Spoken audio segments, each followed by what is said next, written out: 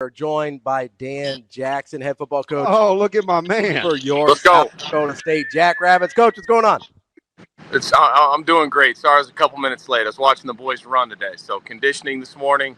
Now they're getting a little bit of football 101. So Alvano's out here kicking 60-yarders in the indoor. Dude, he's got a hammer. I'm telling you, if you get his mind right, he is a nice little weapon because he's got range for days. No, he's healthy now. He's confident. You know, you could feel that he feels valued and believed in. So he just walked by, so you guys just missed him. But I'll let you know if he's making or missing any. But, you know, he's gonna be like, "What's up, DB?" And he's gonna say, "I love that guy." And I'm gonna. Yeah. He didn't know I was joining you guys, so hey. I'll let him know you guys will have him on at some point. He's got to make some kicks first, though. He's a prime example, Coach, of what it means to have somebody just ride with him, right? If you rock with him and he knows that you've got his back, he's sensational. No, I agree. That's all the players, but especially even the specialists too. Sometimes kickers are weird. Yeah, the specs can get pushed to the side sometimes, or not feel as valued. So you got to love up the specialists. They're critical to success. So no, I'm fired up that he's here. The guys are working hard. Good conditioning session today. You know, he played scout team quarterback. He could play wide receiver. That dude is fast for a specialist. I didn't know that. You used to play scout team quarterback. You're not still doing that, are you? No, we don't see Millard North in the single wing as much, so I'm a lot healthier. Although the last time was like 2022 when we played North Platte.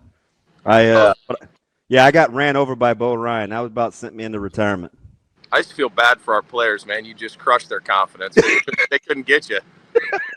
It is what it is. I try. That was a couple years ago. It's good to see you out and amongst the living, man. Double dipping, man. You got to be living your best life right now because I know you love training in the off season. Oh, I love it. This is my favorite. Yeah, this is the off season is so much fun. Being able to stack days with them. I believe that to have your staff in the weight room with the players and staff at workouts means a lot to them too, and it helps us from an evaluation standpoint, how they're moving, how they're working. Who do we need to push, challenge, encourage, and then get some leadership going at it too. So yeah, our staff's at all the workouts in the mornings, and then we dive into what we need to in the afternoon. But I have just never been one of those guys that can be upstairs working on the computer while the boys are down here training. I want to be in the thick of it with them. Talking a little bit about you want to win where you're at, and that's first and foremost for you.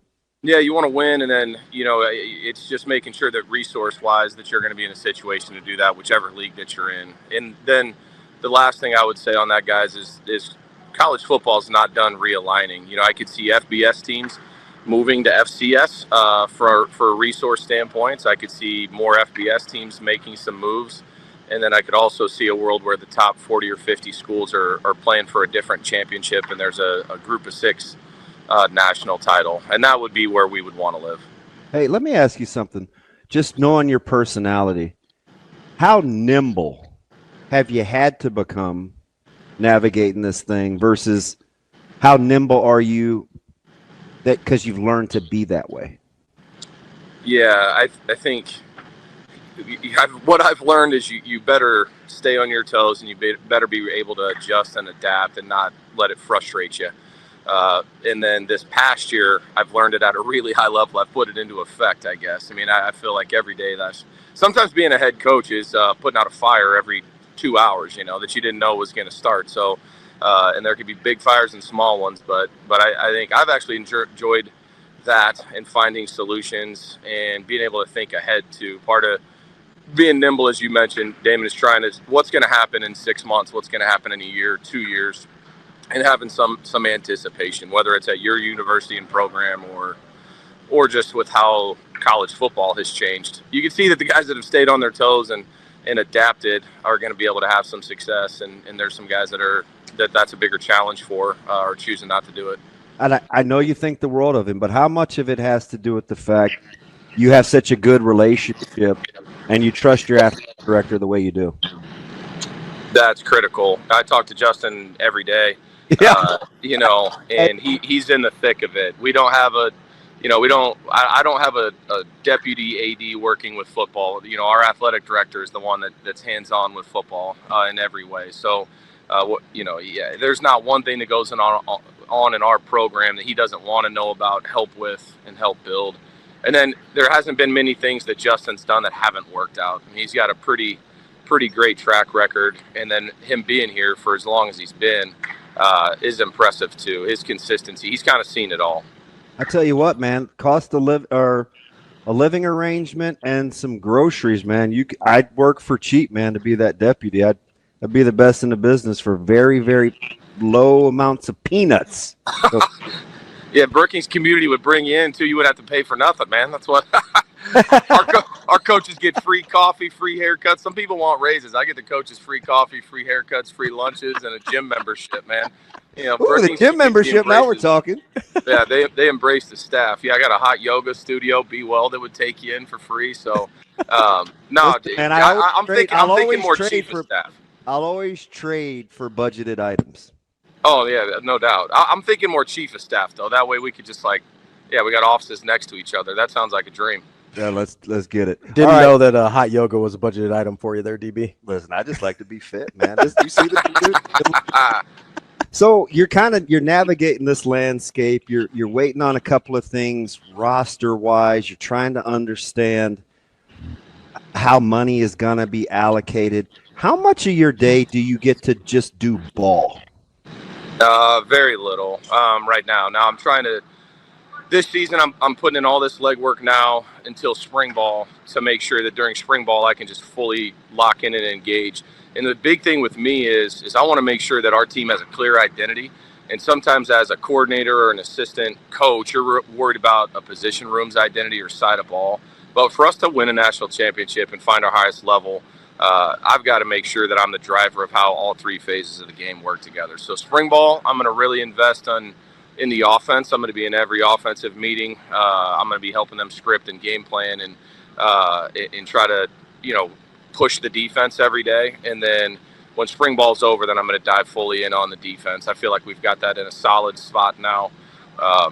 Last year it was maybe 5% though, was actual football DB. And then now I'm hoping to get to be a little bit more of a, 30% of my day type of thing. I need to do it, and our team needs me to be the one driving that. So it's just, as I said, there's something that comes up every hour that you may or may not have been expecting, or something that needs to get done, and it's all time sensitive, Yeah. Coach, you mentioned the goal of winning a national championship there, and that kind of brings me to one of the things I wanted to bring you back to talk about, and that's coaching at a place with expectations. It's a very different kind of monster than going to a place like, and this is no hate on Vandy, but going to Vandy is different for what they want out of their football program than going to an SDSU or even a Nebraska and what they want out of their football program. How much does that affect not necessarily your decision making, but how your decision making is perceived around the football program? No, I tell kids in recruiting, you can go a lot of places, but you want to go somewhere where when you run out, you put in all this work, you run out of the tunnel, there's 20,000 people, it's a sold out crowd. You want to go somewhere where people are tweeting about you and writing articles about you, and you're on the news every day. And that don't buy into that as pressure, buy into that as a blessing that people care about what you're doing and let it drive you. So I would say running a program that way, it's a little natural to me, Ravi, because when we got to Burke High School years ago, what you mentioned Vandy, was the same thing. I mean, it wasn't a great program, but the expectations that you put on yourself better be higher than the expectations put on you by others. And so at South Dakota State, I understand that if we lose a game here, it's a really big deal, and if we win a big game here, it's a really big deal. That's what's awesome about college football, and what I'd never want to lose is, these kids and our staff are going through the highest of highs and the lowest of lows together. And that's what creates memories that last you for your entire lifetime. I mean, to be somewhere where a loss isn't that big of a deal and a win, isn't that big of a deal, that would be challenging for me to get motivated every morning. I love that. I approached like this morning's workout. How we did in this morning's workout is going to dictate how we play in the fall. It's not, there's just a level of urgency, Ravi, that we have to carry ourselves with, that we would regardless, but certainly our fan base, our administration, everybody that supports us is going to hold us to a high standard. But I can promise you this: you're not going to set a higher standard than our players and our staff have for each other. And that's when you operate like that, it's a little bit easier. So it's the internal expectation that you put on your team and your program that matter. And then you need to get them to buy in and believe it. That's what's happened at Vanderbilt. Clark always set high expectations. He talked about winning national championships 3 years ago. Well, this 11-win season they had doesn't happen if the internal expectations weren't, set to a high enough bar. The financial commitment to Jared Curtis. When you were there, would you have ever thought? No. We didn't have NIL when I was there. We literally didn't have. We may have one player that was earning any sort of NIL just 3 years ago at Vanderbilt, and then to see where they've grown it now has been incredible. And you land a guy like Diego to come in and change the landscape for sure, and the facility upgrade, and Clark to be consistent. And what you find is you win some games, and you bring in some really talented players. You get buy-in from the community, and that's kind of what I'm saying is if you wait for your community to be the one that's setting the standard, it's not going to happen. You need to create it. South Dakota State's standards and expectations. Say that again for the folks in the back, Coach Jack. Say that again, please. Yeah, I'm just telling you that the internal if you want to wait for your fans to get excited about what you're doing and have that be what defines your program and your culture, that you're going to be waiting for a long time. If you set the standards and the bar high and the expectations, the fans will follow. So you've seen that at Vandy. All of a sudden they sell out games. Well, it's because they see a team that believes and is winning football games. That's why. This didn't happen overnight. When I was here in 2012, we had 4,000 or 5,000 people at the games. We had an old beat-up stadium. And you know what we had? We had guys for about 10, 15 years just building and grinding and putting in the work behind the scenes. And then you start seeing the byproduct of winning on the field, and now you have sellouts. Now you have expectations. So create your own expectations by the success you have, the work you put in. Man, I'm watching you. I'm just going to go back to Nashville, right? I'm watching you coach, and we're having these sidebar conversations about building culture and players arguing about pennies, right? This just a little bit, and I'm not getting anything. And I'm like, you're having these conversations. You just want to coach ball. 3 years later, it's you're building a culture, or at least trying, from what I hear, to get out in front of that, where it becomes a hard place to leave. Not a place that you need to pay to have people attracted to. No, exactly. Operate out of position of strength. For us, I'm really blunt and I'm direct with our players on the expectations. You mentioned the financial, things.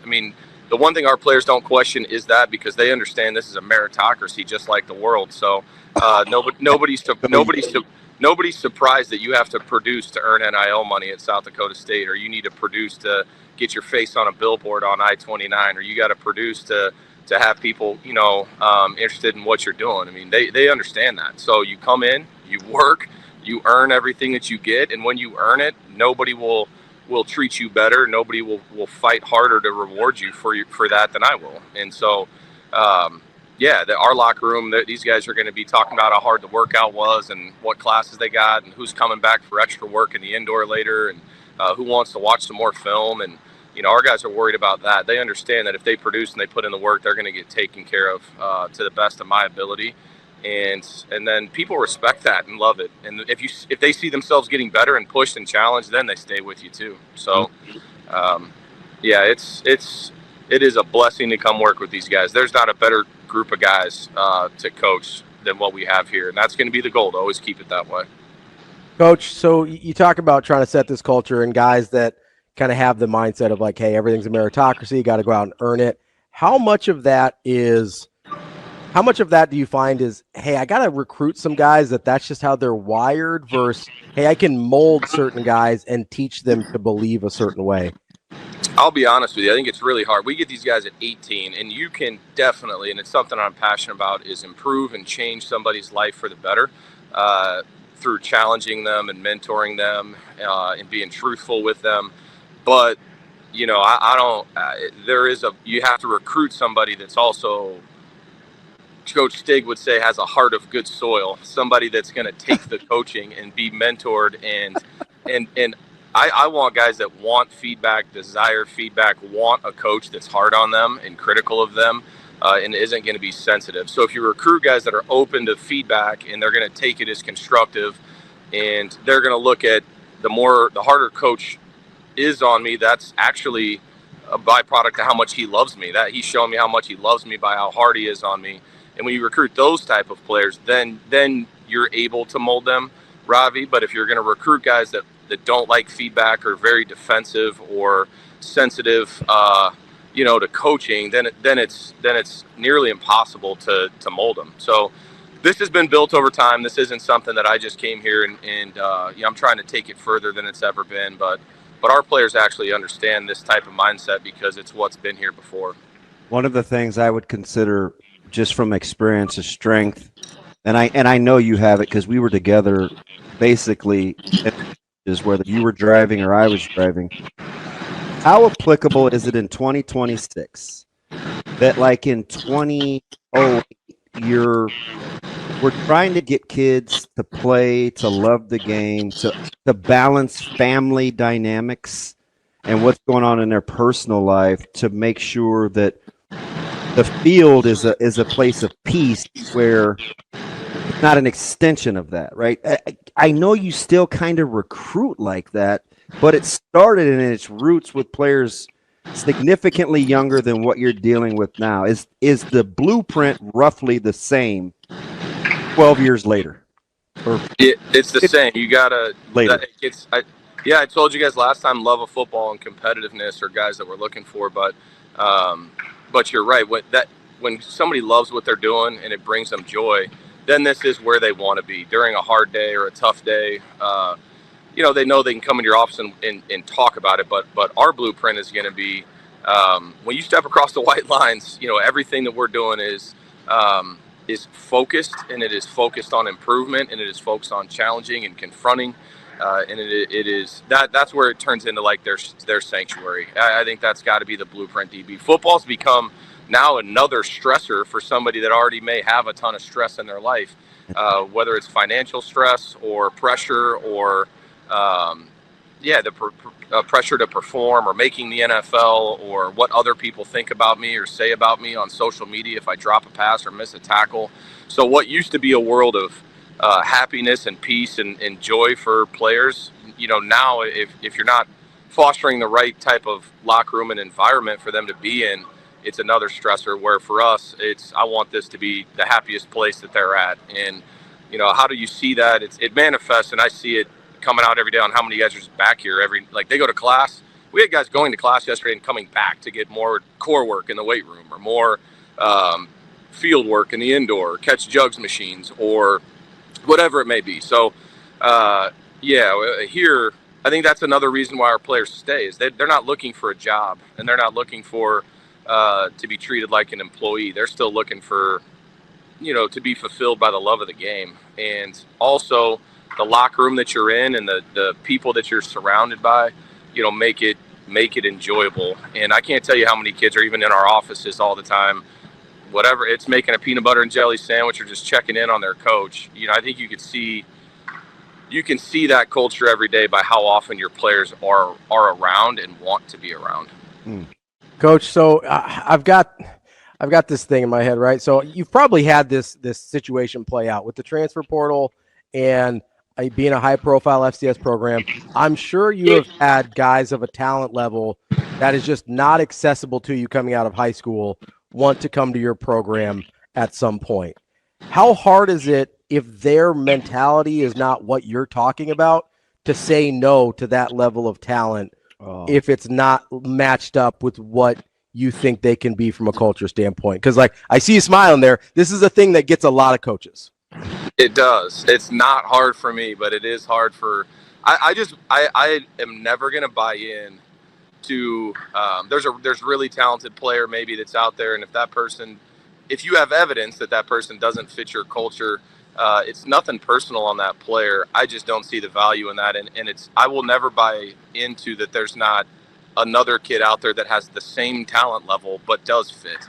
That kid exists. It just takes a little bit maybe more work to find, and sometimes people look for the easy way out in recruiting. Hey, this guy's really talented and he's gettable, and I know he doesn't quite fit, but you'll talk yourself into taking a player, and I would say 95% of the time you end up being let down by the talented guy that doesn't love football anyway. And so it's interesting to me. I'd rather put in a little bit of extra work, whether it's developing them when they get here or to identify them in the process. And then you got to trust your gut too. Talent, I want to see production along with talent, and so a guy that was a 4 or 5 star, we played a kid at Sacramento State, Hurrdat was his name, a quarterback, and I think he was a 5-star, and he played at all these places. And so externally you could say, well, that's a really talented player, we need to take Hurrdat. I would say turn the film on, and I don't care about the star rating out of high school or that he was at Georgia or whatever. That doesn't even matter at this point. We're 3 years away from that, removed. So what's the production? And then I just think there's better players out there now. I will tell you this, Ravi, there's better high school players out there than ever before. So it is amazing and saddening a little bit to me on how many 2026 kids are out there with nowhere to go in mid-February that are high level talented guys. And so we'll go to those guys if we need to, because you can find the talent and the fit there. I just believe, Ravi, that you can find guys that are really talented that do fit and do have mindset. I'm not going to buy into kids these days are just different or any of that type of thing. You just gotta find the right guys, and then I have no problem bringing somebody into our culture that's not perfect. I mean, I'm not talking about perfection. I'm just talking about the desire to be coached and get better. So, if I've coached and recruited many of players that may have had some issues or some baggage, and then I do get passionate about helping them grow and change as men. So I don't want to come across that we only recruit perfect people. I just want you to love football and care about it and listen to what I'm saying and be open to that. And that comes through building relationship with them too. But I don't know. I go with my gut on those type of guys for the most part. But if I have too much information that says they're not going to be a fit, I don't want to bring them here, because our players would run them out of here before I'd ever did. It's so funny. At the start of that question, I can see you laugh. We're so much. I know Rice tells me this all the time. Like he thinks we're a lot alike in our delivery, our philosophy. He did say you're a little more direct. I said, well, Dan's more mean-spirited than I am, but we think the same. I'm listening to you Ravi ask about basically it's what you will and won't compromise. If there's anything I know about you, because you've said it to me, whether we're talking offense, deep, you don't have any problem saying no. Like I don't think that's anything we have to worry about with you trusting your own gut to say no. But we just had a conversation a couple weeks ago where you were ready to say no, and I'm practically like, hey man, like hang in there, right? Well, yeah. First on I just know how you're wired. Yeah, Tyler Rice sees me at my best and my worst at times. So Tyler sits in my office half the time, and sometimes the best way to help somebody grow is you got to be direct with them. So Tyler he hears me venting quite a bit, so he knows me as good as anybody. But like, oh my God, you have the same mannerisms and the same sayings. He tells me that too. But I would say, I think sometimes like if you're going to be a good recruiter, your job is to get a lot of good information, and it's to get somebody to open up and call coaches and their high school coaches and their trainers and their mom and their dad and do all that. So most of the time you should be looking for a reason to say no. That's kind of part of it, and kids should be doing that in recruiting too. When they go on junior days, it's not about putting on the jersey. It's about they should be trying to find a reason to poke holes in what I'm saying or doing and ask hard questions, and then get all the information and make a decision. So, no, I think if you're going to take 25 kids a year, I mean, why not be really thorough with it and make sure that you get the right 25? And then it also, when you get the right guys, it sets up for easier conversations when you're here. If you recruit the wrong guys a bunch, then you have a bunch of tough conversations and awkward moments while the players are on your team. So, people wonder why we have 6 parent meetings. We have 6 parent meetings, so we have a clear line of communication. That's why we don't have a lot of problems in season. Hey, I don't know if you guys were wanting other guests today, but my guys just got done throwing. So A-Train, what's up, buddy? What up, DB? So you're live. Don't say anything crazy. Oh, don't worry. We're on non-terrestrial radio, and I know you cuss like a sailor, so it's okay. How you been? How you been? He said. I've been good. It's been a good You look good. Appreciate you. How was conditioning today? Was it tough? Yeah, it was definitely a little bit tough. I don't know if it was hard as the crossfields. Crossfields got me last week. Crossfields are tough. Hey, what are you doing with muscles? Can you still model with muscles, or do you have that part of the magazine down? So you got some muscles now. I'll let him go. I'll let him get some breakfast and go to class. All right, A-Train. All right. I didn't mean to put you on the spot, buddy. Hey, listen. Be honest. How good of a guy is he? No, he's awesome. He's awesome. He is sensational. Yeah, they just got done throwing in the indoor. So Tuesdays they get conditioning in, and then we do football 101s. You know, not to get off topic, but that's one of the most fun things about the off season is breaking down all your systems and fundamentals and techniques. That's one thing I'd love to talk to you guys about is more ball. But the off season is fun to I'm live. There's I'm on an interview. That's our quarterback right there.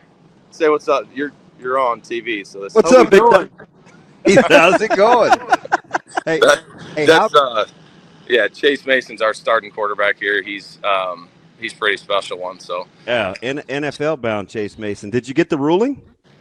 Yeah, he's good to go. He is good to go. So you're living your best life. He got his 6th year of eligibility, and so he'll be back ready to go and having a good off season. So, but no, the off season is so much fun to be able to get him in the weight room and bigger, faster, stronger. But I challenged our coaches to tear down everything that we did and build it back up. And it's not that anything was wrong; it's that you become a better coach when you start from ground zero in January every year. Hey, can I ask one more question? You can ask as much as you want. It's football related. Yep. Knowing that he's back in the fold now and you're seeing all the hype and the buzz that Cole Payton is getting, and they're very similar in some of their attributes, big, strong, fast. Does the offense change a little now? Yeah, I would say the offense is wide open now. We've got it's amazing. I look out here, and a year ago we had 53 players healthy enough to work out that were on the team. And we had 101 guys running out here today. And so not just having a quarterback that's got the experience and talent level that he has is a game changer. You can run it, throw it, whatever. But he's got some really good pieces around him. And I see a really, a football team that has a lot of depth and in all three phases. So it's a lot of fun. This has been fun. This offseason's awesome. All the work you put in during the playoffs last year, making sure you were in a good position this year, does it feel worth it now? It does. At the time, it was kind of wild. And spending as much time on just getting Chase's waiver approved and being able to set a path forward with NIL and transfer portal and sign your players and retain your players and bringing in 17 transfers and 4 early enrollee freshmen, it was a lot, but it's worth it when you get up in the morning and you watch these guys work out. And then we had a team meeting last night where we actually went through our 4 H's, which is cool, something we're doing that Vrabel had done with history, heroes, hardships and heartbreak and hopes. And so we're actually getting to know each other at a deeper level, that's a passion of mine too, is seeing how connected we could get the players. All right, buddy. Next time I talk to you, we're going to talk about fitting in the run game with split safeties. Can't wait, dude. Let's talk sim pressures after that.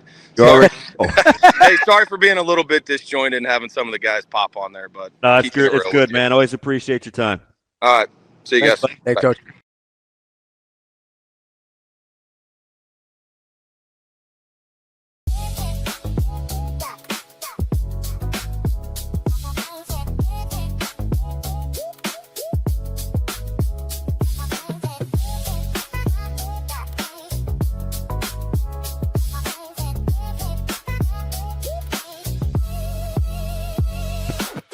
Make this the summer event at Edwards Jeep and Ram, Council Bluffs and Village Point. Lease the 2026 Jeep Wrangler Sport S starting at $289 a month. Built for the road and ready for summer. This June, the savings are as big as the season. We've also got the 2026 Ram 1500 Bighorn starting at $399 a month or finance at 2.9% APR for 72 months. Don't miss this pitch. Slide into savings at Edwards Jeep and Ram, Council Bluffs and Village Point.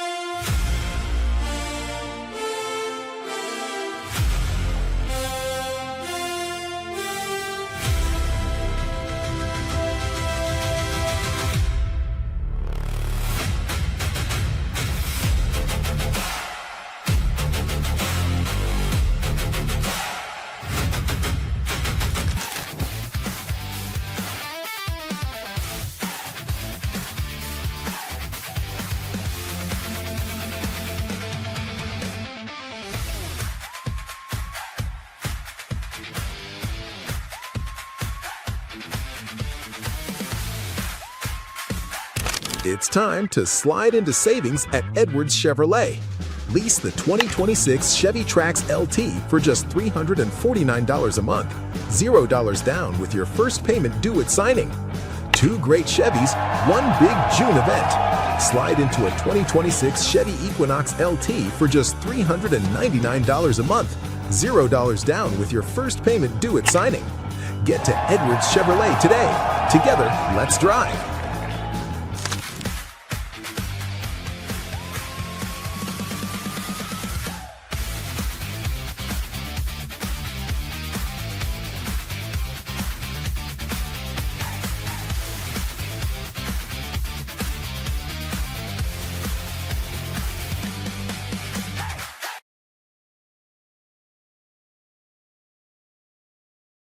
We are joined now by Ryan Held, head football coach at UNK. Coach, how are we doing this morning? How we doing? Can you guys hear me? Yeah, we're good. Okay, good. I'm out here working a camp here at Kearney High School, so helping the Bearcats out a little bit this morning. So. Oh, nice, man. What do the numbers look like? Oh, they got good numbers out here. They do. Coach Peters is the new head coach here, and we wish him the best. Coach Cool was a legendary coach here in the state of Nebraska. He retired, and we'll miss him, but I'm excited for Coach Peters and working with him. Yeah, it's fascinating, man. I was a huge Coach Cool fan. I covered the first state championship he won, and I thought he was like 12 when he won it. I'm trying to work a job in the real world. He looks like a pup. Oh, I'm telling you. Raising trophies, and he's retiring, man. That was some run, and such a good person for the community. There's no question. He's Mr. Kearney. Obviously, he was here a very long time. He'll still be around, and this community was blessed to have him for sure. Coach, so tell us about these camps that you're doing. I know you said you're at Kearney High now, and you're trying to get some. I know you're trying to get some local groups together to get some exposure for kids. What kind of led to that? Idea. Well, for us, and I think I maybe mentioned this before, but we have over 70 Nebraska kids when we start this fall, which is a lot. More than half of our roster are Nebraska kids, and we have 110 Midwest kids. So we're really trying to really get these kids that fit our DNA and, within our footprint.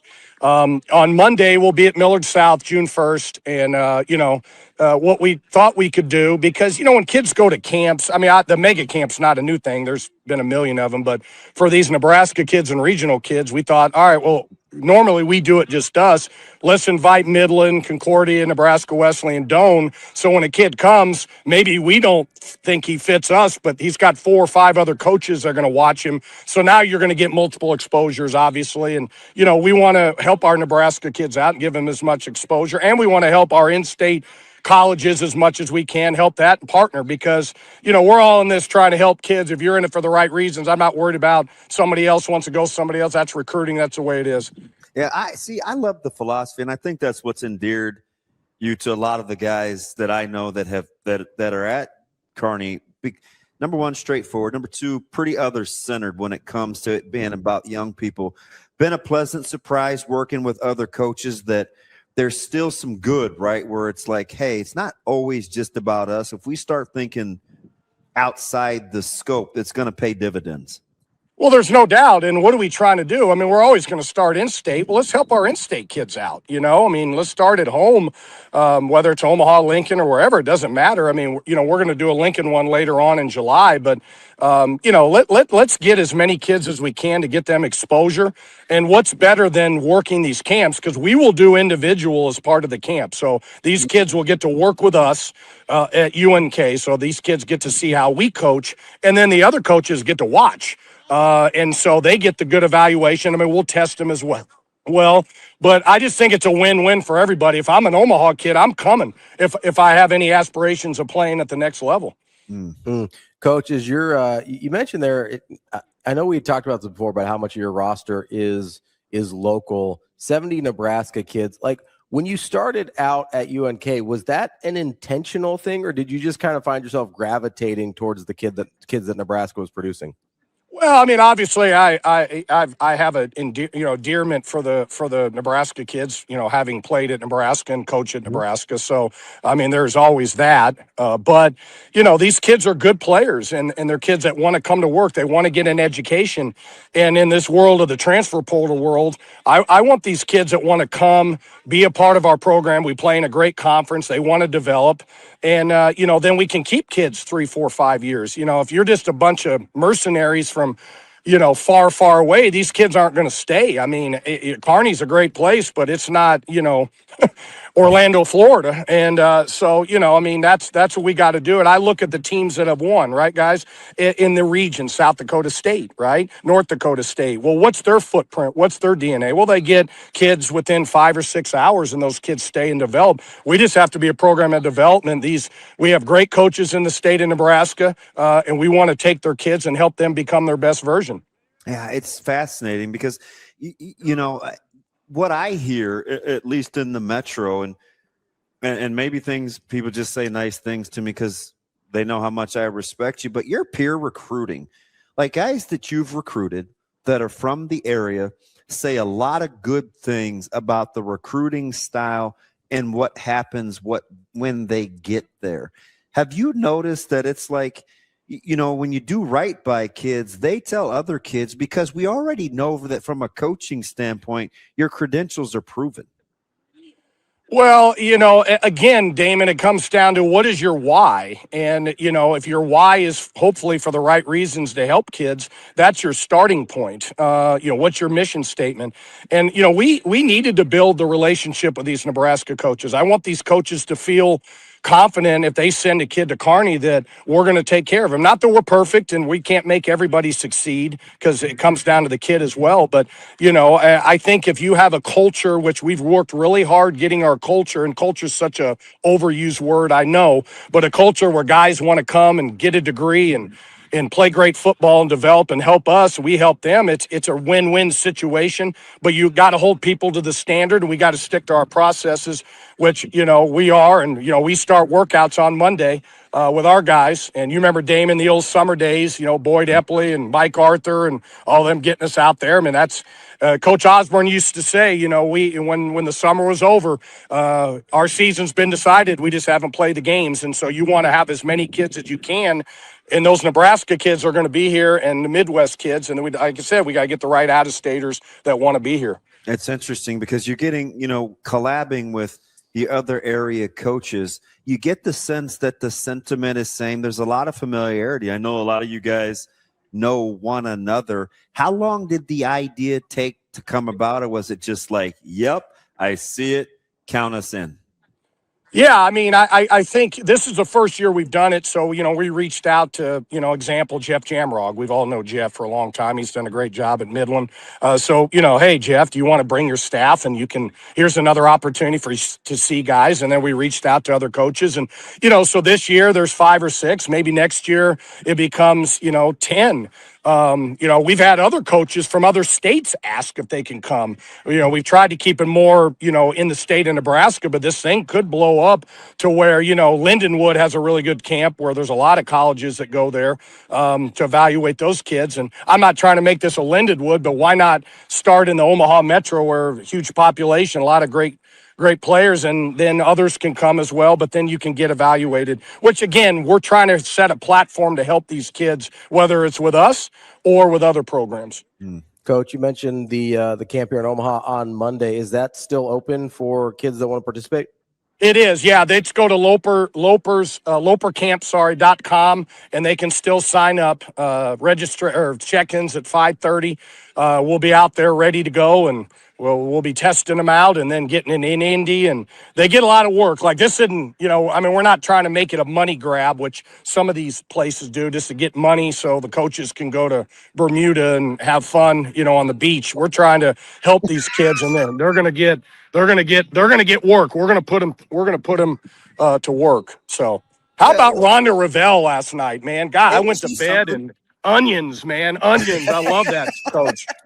See you later. She's over. So I'm so excited for her. And then Husker baseball, what's today, I think? So anyway, there's my Husker shout out. Hey, So. listen, you know what's crazy about Coach Ravel? We were there at the same time, right? I mean, she's 93, Oh, yeah. we were 92. Oh, I know. It's crazy.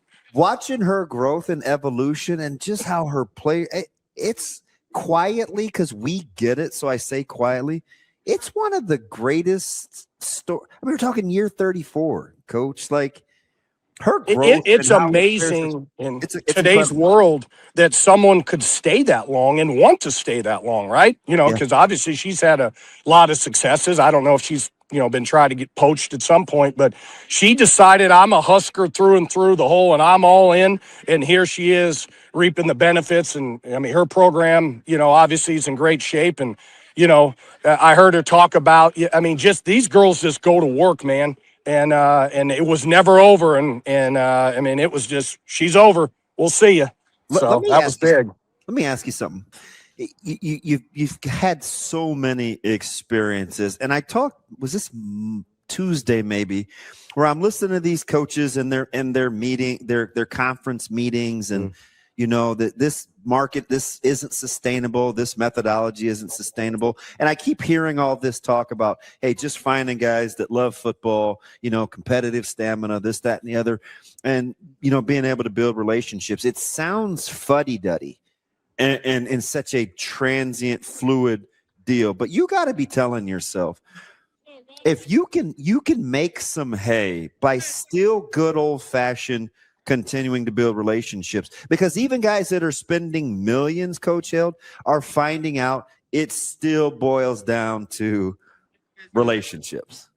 Well, in relationships, and again, I'm not in the D1 world, but if I was, you're going to recruit a kid that wants this amount of money. But what am I going to do as a coach to help this kid? Because that money is only temporary. All right. Am I going to help you develop? Am I going to help you get, so you understand the game to where this could be long withstanding? Because that money is going to be done, man. And if you don't have the relationship, caring about them, helping them become their best version, helping them develop, there still is that element of it, even though I know today, and I'm not in that world anymore. But if I was, it still has to be the relationship. And you know what? You couldn't be afraid of, your ass better get to class. Your butt better be in the weight room, even though you make 10 times what I make. It doesn't matter. I'm still going to hold you to the standard. Coach, do you think sometimes, you see this at the high school level a lot, right? Where you get a super talented player and you coach them differently because you're afraid of them leaving or you're afraid of them checking out or whatever. Like, do you think we've gotten to the point in whether it's at your guys' level, whether it's at the Division I level, that like just looking at it, are you afraid we might get to that point where some coaches are just feel like they can't coach kids hard because they're afraid of, they're just going to hop in the portal and leave? I know. Oh, absolutely. There's no question. There's no question about it. But I can tell you this, when all this thing, came to fruition and it's what it is, I made an executive decision. I'm not going to change who I am. If you don't want to be a part of this because you want to go do it, and I'm not going to walk on eggshells for anybody.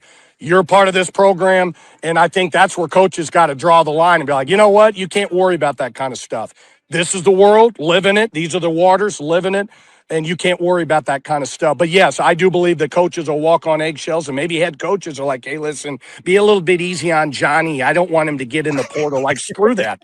Like, screw that. I'm not. I'm not. Go somewhere else, because you know what? We're doing that kid an injustice, right? If we're not holding him to the standard. And then let me tell you, and again, I'm not in that world, but I know that. And Damon, you can relate to this. Like as a player back then, if we all saw that certain guys had all these different, exceptions and this, that, and the other. What kind of team are you building? You're building a team of the haves over here can do what they want, and everybody else has another set of rules, and you're never going to win if you have that kind of type of culture.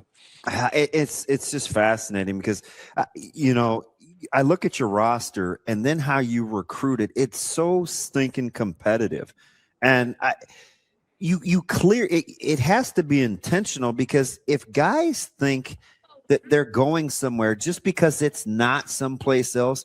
I love the fact that your culture, and I know you don't love using it, but your culture seems to say, listen, I don't care what level you think you're playing at or where you are. When you're here with us, You're competing every day and you will get coached hard. It seems like that really helped you out this recruiting cycle with how good of guys you got. Well, no doubt. And then, just really buying into knowing the type of player that we need. And back to Nebraska, there were kids that we wouldn't recruit because they didn't fit what we wanted to do, right? Well, we know now, I'm now going into year 4, and I've been in the MIAA, which is a great league, obviously. And we know the type of players that we need to get. Early on, we got burned a little bit, because it was maybe, well, let's take this kid, he's really talented, but let me tell you, when I hit her the butt, she's over. You're out. I'm not dealing with you anymore. Because now I have to make exceptions for you or you're going to ruin my culture. So these coaches know is ad nauseum. I have to know what kind of kid is he? What kind of culture guy is he? Does he love football? Is he going to go to class and all that? And then they bet, guys, they come here and then obviously we have more guys are returning and they help, facilitate the way we do things. How many guys have you seen in terms of coaches that have ever been successful long-term taking he's really talented, but guys? Boy, I'm telling you, it's a low percentage. And listen, trust me, I've been a part of it. So I'm not, there's no, yeah, I have done it, but the key is when you've done these type of things, you need to learn from your mistakes. And I've made a million mistakes. We made mistakes at Nebraska, okay, on some kids. But I learned a lot from that experience, even though, whatever and that. And that's really helped me. But even here, we've made mistakes. But now I feel like we're really kind of finding our own. And I think we got a chance to be really good this fall. But, again, you could be really good in the MIAA and be 5-6. But that's what makes it fun. That makes what makes our league fun. I mean, it's the Big Ten, SEC, and Division II, top to bottom. Yeah, I saw, and I had the unfortunate experience of coaching against him, but because I think he just hit his head on another goalpost. But I saw Colton Tilford at state wrestling, and his frame and his growth and the level of excitement from the competitiveness standpoint, man, you got so many guys like that on your roster that I'm just huge fans of, whether they torched us in high school or I helped coach them in high school. Your ability to recruit, man, it's been fantastic. Well, and again, I mean, Kearney's a really good spot. And, they come here. We got really good facilities. We have a lot to offer these kids. I mean, don't forget this name, Kyler Lawrenson from Bennington. He redshirted for us. That kid's a freaking stud now. I don't like just putting guys out there, but, he had an incredible spring. And if he walks in, he kind of looks like a guy that would be a surfer in Huntington Beach, California. But he'll whoop your butt. I mean, he's a wrestler. Like, no one messes with him, but he's, 5'10", 190. But he's one of our best football players as a redshirt freshman. That's one example. I mean, he was the best player on the football field in that state championship game. I'm still gushing over that. And there were some fellas in that game. It started with the wrestling thing when he was younger, but just I felt like during the broadcast, I have to stop lamenting over how good this guy is, because he had, double-digit tackles. I don't think he's got anything left in the tank. He gets a huge carry. He breaks like 7 tackles. Everything he's not this fast, or he's not. And all he kept doing was showing up and making plays. I'm a huge, huge fan. Well, let me tell you, what's amazing is, and we have good running backs now. I mean, we have good players, and you think that they're going to make that kid miss? His eyes are so good with that dang wrestling. He just shoots, man, and no one makes him miss. Now, I'll say that against Wayne State, he has 48 missed tackles. I'm kidding, but he literally, I mean, he's incredible. He's a machine, and we got Tegan Urban coming in, and he hadn't played it down for us. But that's the type of guy that we have coming in these great programs in the state. Kip Brigham from Wahoo, right? Stud, right? Oh my God. Derek Jones from Papio South, he got injured, was one of the best players in the Metro. So, the list goes on. We have a lot of guys coming in here, but these guys fit our culture. They fit what we want. here, and we're excited to keep recruiting these type of kids to UNK. We want to make the state proud, and we're playing both in-state schools again, Wayne State, and we play Shattern week 2 for the Good Life Trophy. I don't know if you guys knew, we play them for an actual trophy, and their Coach Long does a great job up there, and so we keep it in state, man, and it's a freaking battle now. I mean, it is a freaking battle, and we're looking forward to having a great summer and then getting on the battlefield with these guys. Oh, fantastic stuff. Coach, go out there and get some Millard North guys for me, all right? Heck yeah, on it.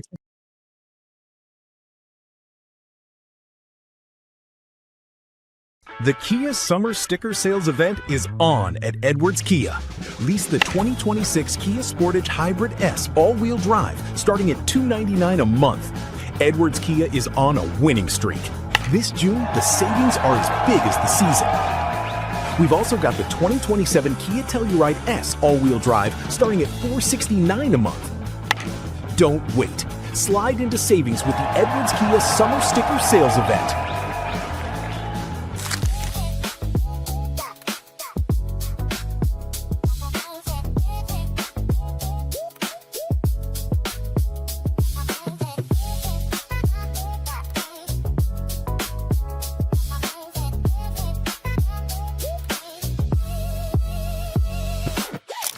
Slide into savings at Edwards Hyundai. Finance the 2026 Hyundai Santa Fe at 0% for 72 months.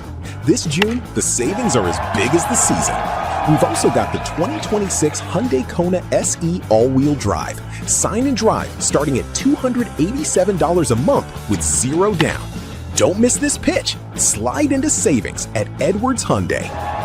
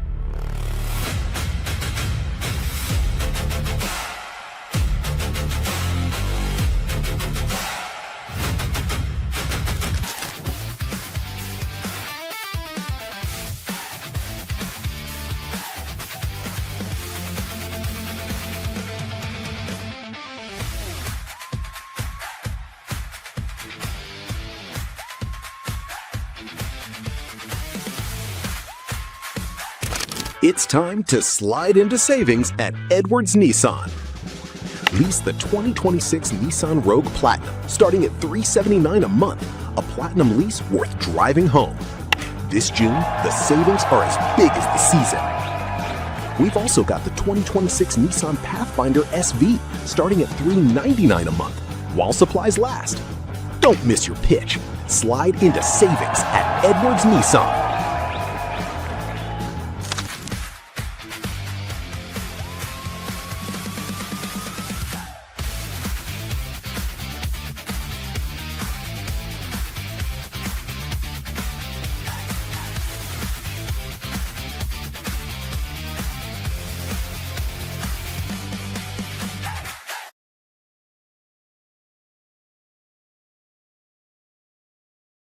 We are joined now by Millard North baseball coach Bob Hlavac.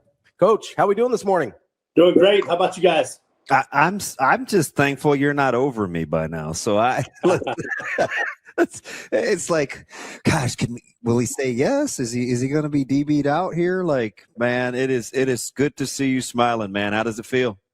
Feels good. It's finally kind of sunk in here the last couple of days. It took a little bit to get through some of it, but it's kind of hitting a little bit now. Coach, as you're sitting here, obviously we'll start with the game itself, and then I do kind of want to ask a little bit about how you've kind of structured your program. But obviously you got the rematch against Lincoln East. It was, from the outside looking in, a daunting task last year. Your team played, I think, much better than probably everybody outside of that locker room was expecting. And I think people had a lot of the same feelings this year. How much did that experience from last year help not have this, I don't know, boogeyman effect with a team that was coming in with a pretty daunting record? We about had it happen as it was, but yeah, don't get it twisted. let's just be honest there. It got a little bit dicey there with the leadoff guy getting on in the extra innings. But, we prepared with the experience from last year, we prepared to be in that position. So when we got in that position, we didn't get sped up, and we just handled the situation, and what we talked about was just being able to be tough enough to get through that. And as it plays out, that situation happened, and we were tough enough to get through it. Yeah, you used the word toughness. I think I alluded to this post game. I'd been talking about this on our show for probably the last month. I said, this is the team to watch, just the last third of the year. I'm not sure if the mojo necessarily changed. You could just see it. You guys, the way you warm up, it's not bravado. It's confidence. It's loose. It's very connected. I said to Larry during the warm-ups, because I always watch body language, I'm like, you get the sense these guys couldn't care less about the records the previous meeting. It seemed like you guys felt like you were the better team even before the opening pitch. I would say they were told that for a long time. No said. We prepared that way. We've talked to them, and throughout the course of the year, we never felt like we played our best baseball. And we kept telling them, like, when you guys can, like, eliminate some of these mistakes, and when you can execute some things we ask you to execute, you'll play your best ball and you'll understand what we're seeing. And that happened towards the end of the year.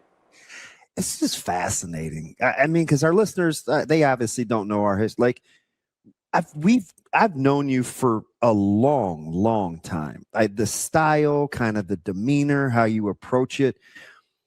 Has there been some evolution in you? Because you're very straightforward. Yeah, I'm getting older. Super tough. It's like their patience and moxie and poise. It's like, this is interesting to watch because they acted a lot like you do. It's just something that they've started. They believed in us, for one thing, and we've always talked about, like, how to handle in-game adversity. And as coaches, staff, we talk about it a lot too. We don't get too excited. Like, we just kind of tell them where they're at in the game, continue to trust their training, and that we talk about that during practice. Like, hey, somebody punches us in the mouth, we're going to get back up on our feet and start swinging again. And they've done a great job of that all year, and they got better at it throughout the year, believing that the training and the mental things that we've talked about would all come to fruition as this season wound down, and it did. Coach, you mentioned kind of overcoming adversity there. I want to talk about your starting pitcher, Driffle, there, because he was going through some things early, whether, felt like he was maybe getting squeezed a little bit with the zone, had the error on the throw to first early, and all of a sudden really only gives up one really well hit ball, and there's 4 runs on the board. Like, how did you kind of come to the decision to stick with him in that moment and say, hey, this is our guy, they're not really touching him up despite what the scoreboard says? And how was he able to kind of reset after the first couple innings and lock in for what ended up being a really nice outing? Yeah, and I think, and no excuses by any means, but for Colin being such a regimented athlete, and I mean that to, like, every day is regimen for him. So that leaks out into game day as well. Preparation. So his preparation in the bullpen, typically he's got about a 10 to 15 minute at the most wait before he throws pitch 1. Here we waited probably 40, 45 minutes. So there was just a lot of pregame activities that I'm sure in his mind, he wasn't prepared for. And again, no excuse. He still got to go throw the baseball. And I think he did an unbelievable job. Might not have got a couple calls go his way. We slipped on the swing and bunt. So there was adversity thrown at us right away. And I think for him getting out of that as quick as he could was the best thing for him. We got him down in the dugout and just said, hey, just go be calm. He's a savvy son of a gun. Even, his body language, I thought he may be in a little trouble in the third inning. He ended up hanging a 0. I felt like in my head, this is just my, I'm not obviously saying this during the broadcast, but in my head, I was like, oh boy, they might have let a good one off the hook. Like that was kind of my sentiment because he had been grinding. Then he kind of got in a rhythm. But how much of it started with what happened to one of my favorites, right? I'm watching what happened to Tanner. I see the hand. The mics picked up the word stitches. So, but we didn't, we don't want to play doctors on television and try to be professional, but we knew it was bad. He's a tough kid. He had that excruciating look on his face.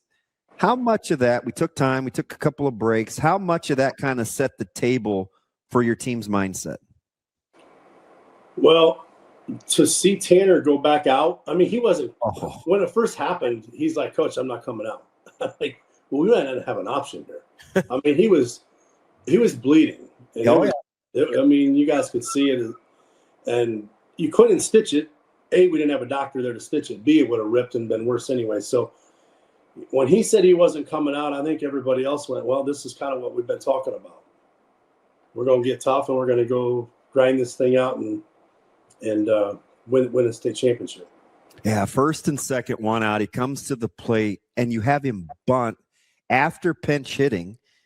And I looked at Larry, and I said, that's my answer, because I wondered. He'd take his glove off kind of when he could defensively, and I didn't know if he would be able to swing the bat. And he laid one down kind of sacrificially because of how he couldn't really use his hand. I think there was a better chance of something happening in our favor from a bunt than from him swinging. Oh, that's tough. That's. I mean, and from our vantage, that's fantastic. I mean, you could see the looks on his face. The guys in the truck kind of would catch him out playing defense when I would maybe say something on air, or Larry would, about, readjusting his glove or making sure he was okay or protecting how he had to field. I don't think people understand the degree of difficulty of how you guys wrapped it and then redid it, and then having to go put your glove back on and function. Like I don't like, that's grit. That's grit. He was I called him a warrior that day. He was a warrior in the baseball world. I know the blasphemy. Disregard. The baseball world, yeah. He was. So they had to wrap that thing probably 3 different times throughout the course of the game. It just kept bleeding through, but he just gritted his way through it. My almost my favorite part of the deal was we talked to Schaefer post game, and he mentioned something about how you guys utilized the extra day, because I felt like on paper, like Aranaga is tough, and he's a little unique because as a left-hander, and I said this right in the open, he has an overhand delivery, which a lot of times you don't see from left-handers. So I felt like he likes to pitch out of the stretch. It's maybe tough to pick up. This is what I'm thinking in my head. We fast forward to the end of the game. I talked to Schaefer, and he's like, yeah, one of the cool things about the off day is it gave us some extra time to watch film. We're watching.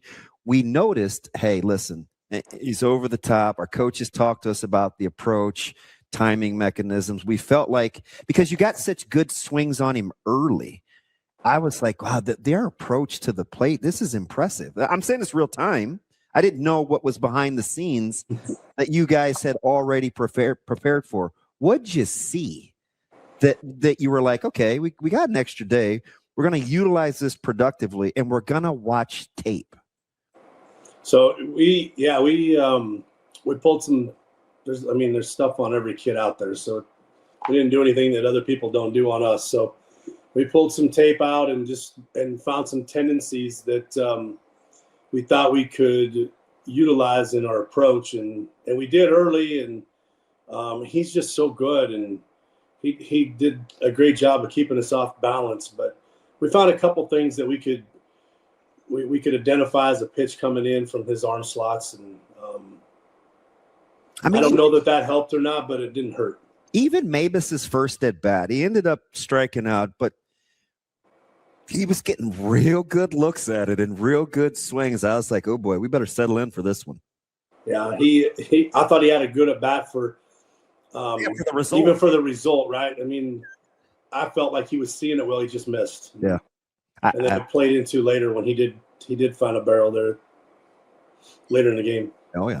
Coach, I got to ask about kind of the emotional shift after the Schaefer home run, right? I'm curious what it felt like in the dugout, because in the stands, it's sort of, East is up 5-4 before the Schaefer home run, and it sort of feels like, maybe Millard North missed their opportunity.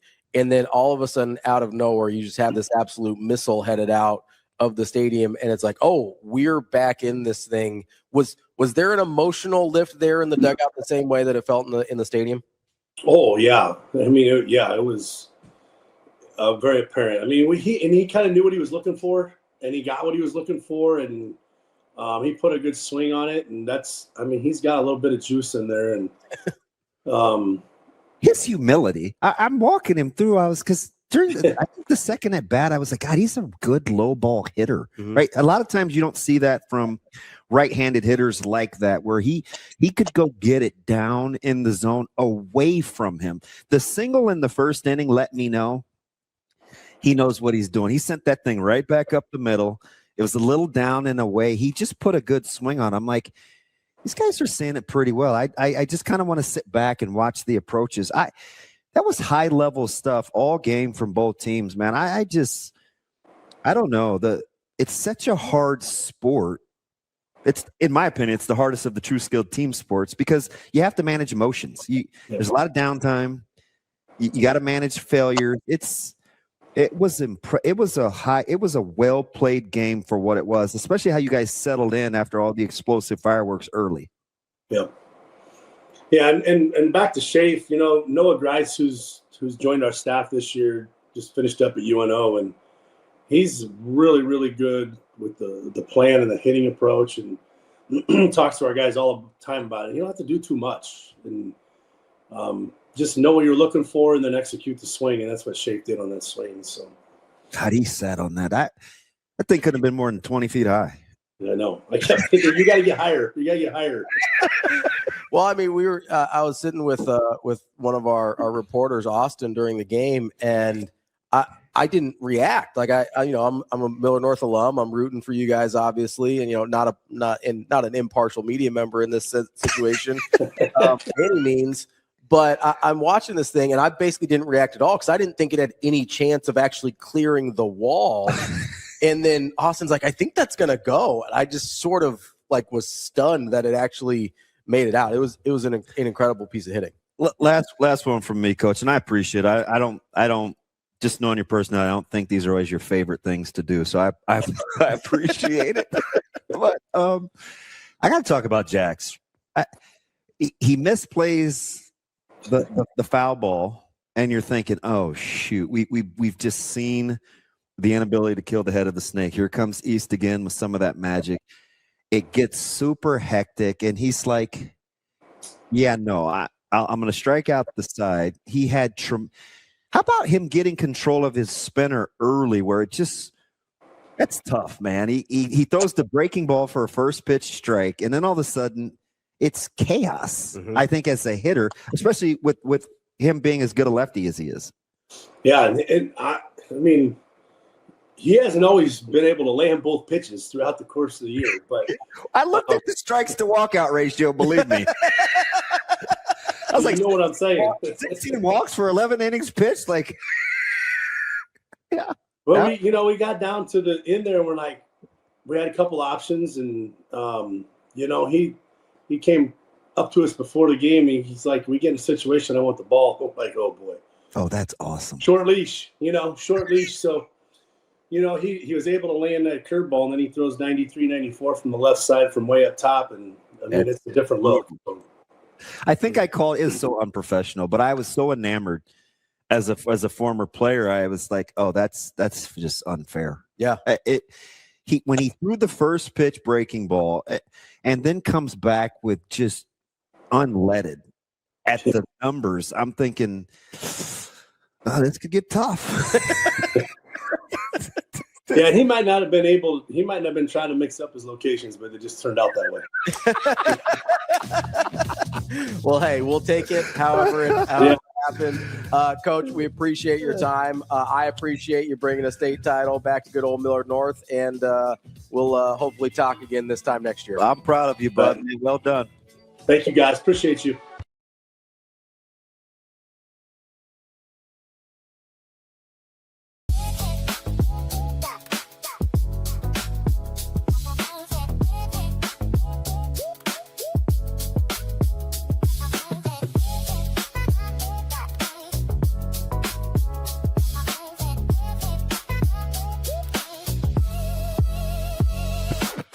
Make this the summer event at Edwards Jeep and Ram, Council Bluffs and Village Point.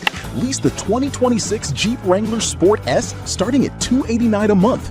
Built for the road and ready for summer. This June, the savings are as big as the season.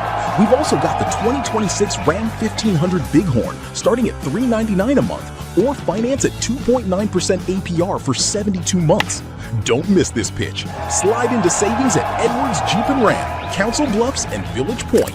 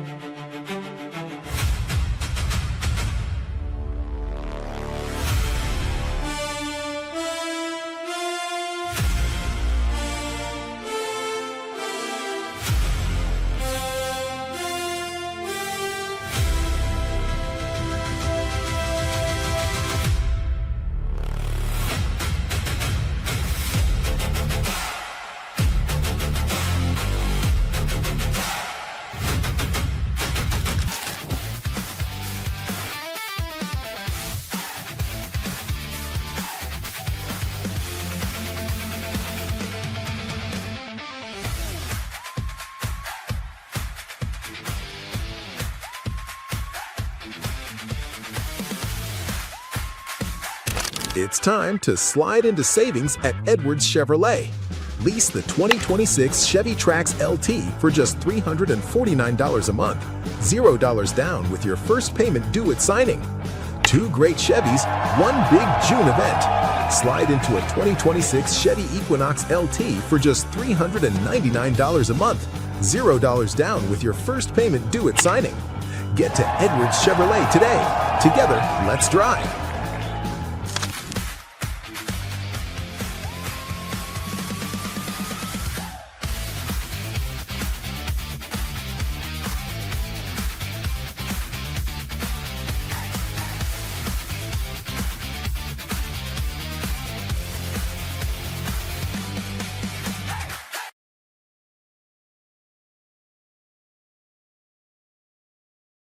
Make sure you get to unionomaha.com to get your tickets. Their next match, Wednesday, July 1st.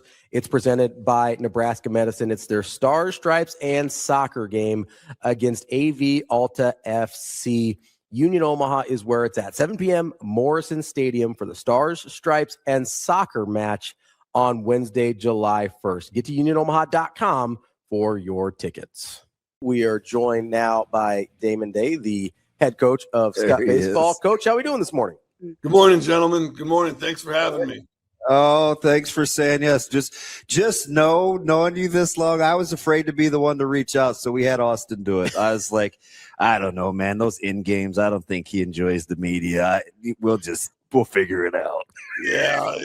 Hey, man, Austin's a good one, man. I seen that kid grow up. Like, you guys got yourself a good one there. I'm excited to see the places he's going to go and the things he's going to do. So I'm super proud of the way he represents Central and Western Nebraska, and the kid works his tail off. So yeah, I was glad. I kind of chuckled when he did reach out to me there. Well, so I was afraid because we didn't get you for the post game. It was so chaotic, and everybody was interviewing you. And we had talked to Bubba, and I was like, wait, I got a great question from a father to a father perspective, and you had disappeared. I was like, he just doesn't want to talk to me.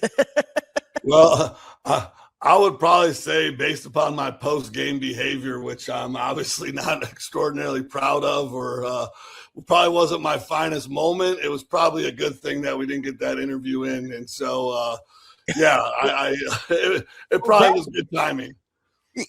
Do you well, I didn't bring it up. Do you want to talk about that? Because I was curious. That wasn't going to be my question, but I was curious. You know how it is as a coach. You know when you screw up. You know when it's not your finest hour, and you know when you're like, oh, like hindsight's 20/20, and I got caught in the moment, and I got to be better than that. Like I know I do, and that's not the who I am or who I want us to be. And I think it. I don't want to say it, the NSAA did an amazing tournament, which I don't even know how you run a tournament with 24 head baseball coaches. I mean, that's like dating. That's like having to handle 24 crazy ex-girlfriends, right? Like, I mean, baseball coaches are the worst. Like, I mean, you can't do anything right. And so, the NSAA did a great job with the tournament. They made a huge decision on Friday to let us play on Saturday and it'd be sunny and 70. And so it was just a great tournament. It was well run. And then I go do something stupid, which, I'm too old to be like apologetic about it. It's just more like I'll learn, I'll get better at it. That's not, I got to be better, and I will be better in the future for it. But yeah, it was just one of those. It was just one of those moments that you're just not super proud of. So I was going to bring it up anyway because this is my penance now. Like now, when the guys hear it, they'll be like, "Oh, he actually." Owns up to mistakes. And I think that's something that we preach in our program is don't make excuses. You don't need to hide your head or keep your dauber down. Like I messed up. It is what it is. I apologize to the people who needed to be apologized to. And it's just not going to happen again. Oh, so authentic. It reminds me of the in-game interview, right? Because basically you get off to the slow start and I hadn't heard the term since maybe me talking to my dad. You said, look, man, we're not going to cry over spilt milk. We're going to go try to find a way to manufacture and scratch some runs across. We got a lot of game left. And once the interview was done, I said to Larry, boy, there's nothing more Coach Day than saying, stop crying over spilt milk. Like, and your team responded. Like you talk about gutsy and resilient. Yeah. I'm blessed with an amazing coaching staff. Brett Elam was a longtime high school coach. Jake Hoover was a longtime high school baseball coach. Phoenix Stevenson played for me at the university. And so we are a beautiful hot mess of coaches. I don't know if we've ever agreed on anything. Like you want to talk about four willy-nilly's always just sitting there. Like we bring up the worst case scenario to the best case scenario. So I'm just blessed to have those guys because they've done a great job in helping me transition to being a high school coach. As a college coach, it's a whole different world. It's a whole different game. Coach Elam really taught me how to be a relationship builder with these kids on a high school level. Helped me become a better dad because of it too. So Coach Hoover's just really helped me out with the offensive side of things. He's a cool son of a gun, isn't he? Yeah, like he was like, hey, what button defenses and first and thirds are we all at steal plays? And I was like, huh? You don't run in college, you'll get thrown out. And we're just like, I'm like, what are you talking about? Like, we're just trying to hit a 3-run homer. Like, listen, he's like, no. Yeah. Because of the pressure that Elkhorn North puts on you, there is good first to third and second to home as anybody. You had multiple bunt situations, both offensively and defensively. The game was super exciting, but the strategy was probably the most amazing part of that game. Yeah, and I'm not gonna lie, we got caught because like we have 2 bunt defenses and Elkhorn North knew them. So, I think the funniest thing is when we went to bunt, one of our guys missed the bunt sign, and the Elkhorn third baseman said, he's supposed to bunt. I was like, he knows you're supposed to bunt. Why aren't you knowing you're supposed to bunt? So we try to keep it simple, but, God bless them. They're 16 to 18-year-old kids in that moment. And I mean, what an atmosphere at Warner Park. Holy cow. It was electric. I mean, I've never been in a part of anything like that. Like I've gotten to do, like I said, I've gotten to do some cool things, but it was really, really an electric atmosphere, and our coaching staff just kind of kept hanging in there. And I do remember like when they scored to make it 9-7, I like looked in the dugout. I was like, hey man, this is only going to make the story cooler. And they all looked at me like, we're done, coach. Like we're done. Like no, like this isn't going to be cool. Like we just lost it. Like they just gave me that look, like no motivation, just dead in the water. And then we got a knock and a double and a knock, and we're right back in it. And the rest is kind of history. Real time, I said, there has to be 13, 14 runs scored with 2 outs. So our statistician, he whipped it up right away. He's like, it was at that point, it was 14 on the dot. 9 of them were by Skutt. Like 9 runs with 2 outs. You better have some resolve and some poise if that's what it comes down to.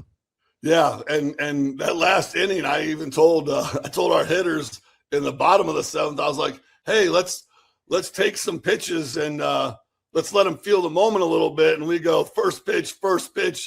Bubba goes first pitch single. Heller goes second pitch double. Hipsher goes second pitch. I was like, guys, we've seen 8 pitches. You know what's funny about that? Go back, like real time during the broadcast, it's 2-0. And I'm just like, God, you got to take here probably and make him throw a strike. You foul one off straight back, and I go, I guess not. Swing away.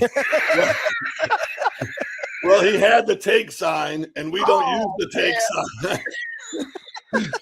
We don't use the take sign very often. Like, I don't know if we used it all year, so he hadn't remembered it since a classroom in March, like one of those things. Like, so you've been around sports, you've seen it. Like, there's teams of destiny, and there's teams of those boys were going to find a way. They're a tight knit crew, and man, after last year's disappointment, they've never talked about it. That was the weirdest thing is I never heard once like revenge or like we're going to get it done this year. These guys just went about it with that quiet confidence, just that easy, like I'm not going to bang my chest, but we're going to find a way, and they found a way. Coach, you mentioned kind of the transition from being at UNK to the high school level. What have you noticed about yourself and how you mentioned kind of relationship building at the high school level as well? What are some of the things you've noticed about your coaching style adjusting to the younger group of guys?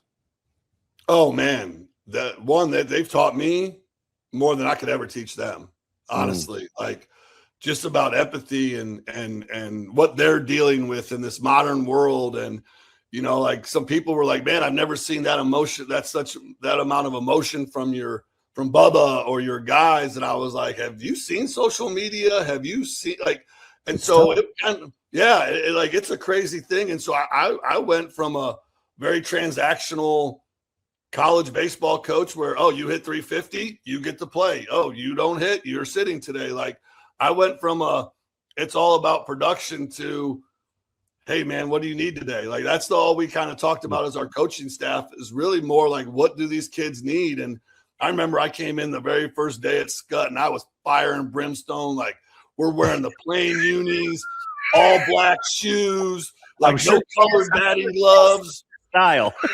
Yeah. I was like, we're going to do it this way. And Coach Elam looked at me and goes, Coach, that's never going to work. And I was like, oh, it'll work. And about 2 months in, I was like, this is the dumbest thing ever. You all wear whatever you want. Pink, green, neon, whatever. Like, just just be you. Like, it just be you guys. Like, and that was like a huge letting go moment of me, for me as a coach, to give them that freedom. But man, it did teach me a lot, because it just made the journey so much more enjoyable. Like, in college, you're kind of getting to the next contract, like hearing the Twitter warriors. Like, obviously I was in a unique situation because it was covered, but it wasn't covered. But now, like, just to get to high school and just every day at 3:15, you're just so jacked to show up. And then you show up and these kids are just like, let's go. And we get to practice fast. Like, our practices are boring, but the music's always going and the boys know what to do. And we fly around and have fun for about an hour and 20 minutes, hour and a half. And they're boring. People have come, hey, can I come watch your practice? I'm like, honestly, if you want to watch us play catch and play high-level BP, like, that's all we do. Like, that's situational baseball. Coach Hoover will always throw in a couple bunt defenses and first and third defenses just to keep us on our toes. But they were just such a joy to be around. They ever since I've come to Skutt, all the boys have just been – they want to talk to you. They want to hear stories. They want to talk recruiting. They want to talk all the different things. And it's just been it's been life-changing, honestly. And I know that's a cliche or however you want to say it, but it has been life-altering. And then you got a kid on your team. And those kids I'm cooking up cheeseburgers in December for them. Like, it was just it's just been such an amazing experience that how can it not transform you? Interesting. I'm going to save the Bubba deal for last. Fascinating couple of dynamics during that game. I've seen Elam for a while, probably 3 years at this stage. Never seen the 4 consecutive walks. He struggled with command early. I don't think he loved, I thought he felt like he was kind of getting squeezed a little bit, but he's got really good poise. So he battled. I was surprised to see Teeter early. Teeter kind of stems the tide. You got to walk me through that decision. Elam has been so good for you all year, savvy. What was the conversation like when you made the change to go to Teeter? And what I thought was fairly early. Yeah, Easton's a war horse. Easton, that guy beat the 6A Mustang High Oklahoma State champion. I think they ended up 38-2, and one of those losses was to Easton Elam, who absolutely dominated them in a 2-0 shutout. He was the dog all season long and pitched in the big games and earned the right to pitch in those big games. And so the situation was more of a, hey, we got this to even, or we got this to wherever we're at. He's done his part. Like, he's done his part. There's no reason to hang this on him for what he had done for us this season. I was just like, he's done his part. Teeter has been lights out. We kind of got in a weird dynamic to where Werner Park is an amazing experience. It is a minor league baseball field. It is, yeah. And trying to get Bubba loose became a problem that we hadn't thought or talked through. Because the bullpens are way out there and there's no room, and we dropped the ball. I, as the head coach, dropped the ball on figuring out that plan with him hitting, and the innings were going quick, and so we dropped the ball on getting Bubba ready fast enough. Fascinating. Because I'll give you this. This happened with Millard. I'll give you, like, we're doing the broadcast. We don't know, right? I'm just going by what I see. So you have the timeout. You're taking time. You're talking about, I think, what you want to be the switch, not a double, just the switch. So he jogs out to center field, ends up going to get warmed up. Then you have another inning or two that goes by, but you want him to obviously still be playing defense. So did he not have enough time, or you felt like the game, you were planning for a situation and then you just had to play it by ear? Yeah, Bubba takes forever. Bubba takes forever. If Bubba's got a 5 p.m. start, he gets out of school at 12:15. Like, this kid's routine is unlike anything, and it's funny, but it's not. Like, we joke with him about it. God bless him. I love him, but he takes forever, and he's never been in relief. Again, failure as a head coach, never thinking through the scenarios. He has not pitched in relief in his entire life.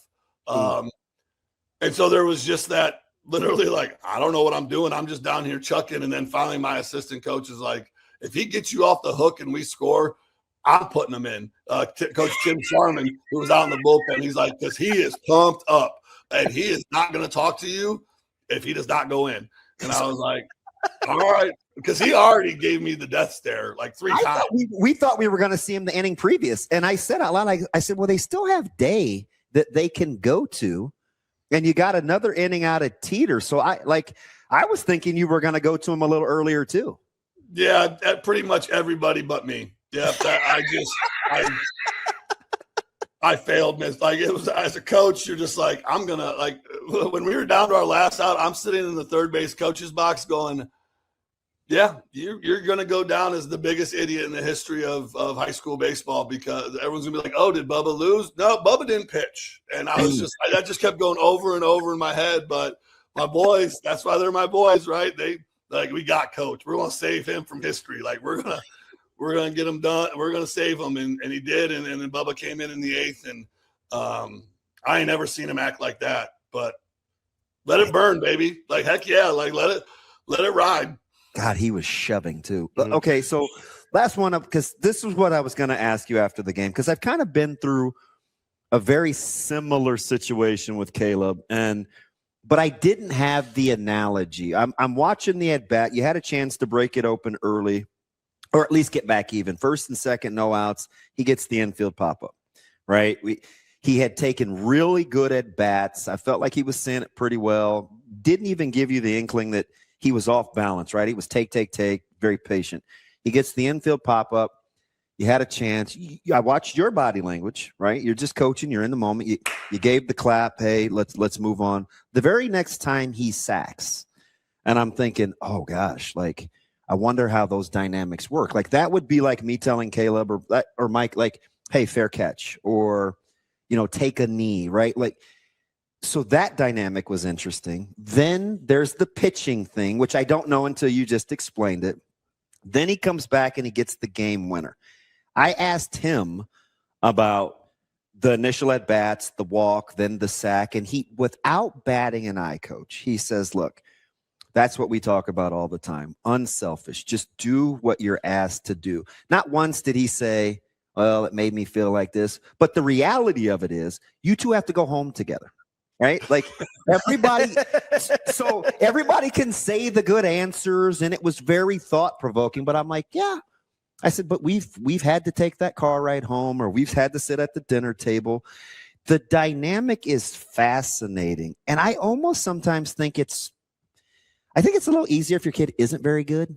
But when he is pretty good, I actually think that's tougher. You got to let me know what that's like for you, coaching a talented, free spirit. He's still just a junior. Like, the dynamics are fascinating to me. I think a lot of that sack bunt and kind of like you're saying, like, I think if we as a program did not build up our kids the way that I feel like that we build them up, I think you could have the doubt creep in, like, oh, he doesn't trust me. But all year long, everybody's bunted. Everybody's bunted. Cooper Smith bunted in the semifinal. That was his first sack bunt of the entire season. And so I think as long as you stay consistent with your messaging, then it never creeps. Like, we as old timers, like, we're thinking, oh, they don't trust me. No, I think these younger guys were just like, hey, it makes sense. We've done this before. We're going to do it again.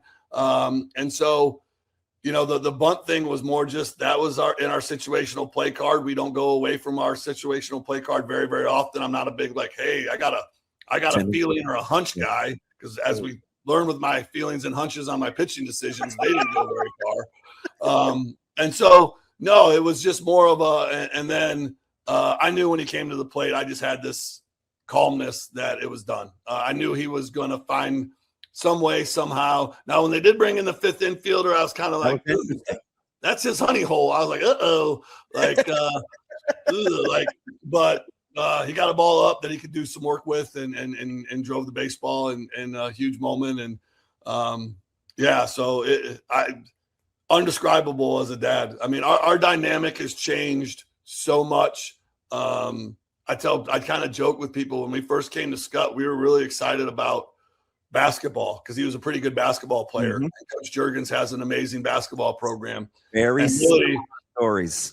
Yeah, and and mine and Bubba's relationship has always been amazing. We're extraordinarily close, but he was fed up with me. Like I'll admit I had just been too hard on him that summer, and just you could just tell. And then I kind of, once I got the job at Skutt, I really backed off, and then I got to be around some of these other coaches who told me like, just love them up, and it worked. Like, and you know, a huge part of Bubba growing and maturing into the player that he is Jace Siola, a right-handed pitcher at Nebraska right now. I love the family.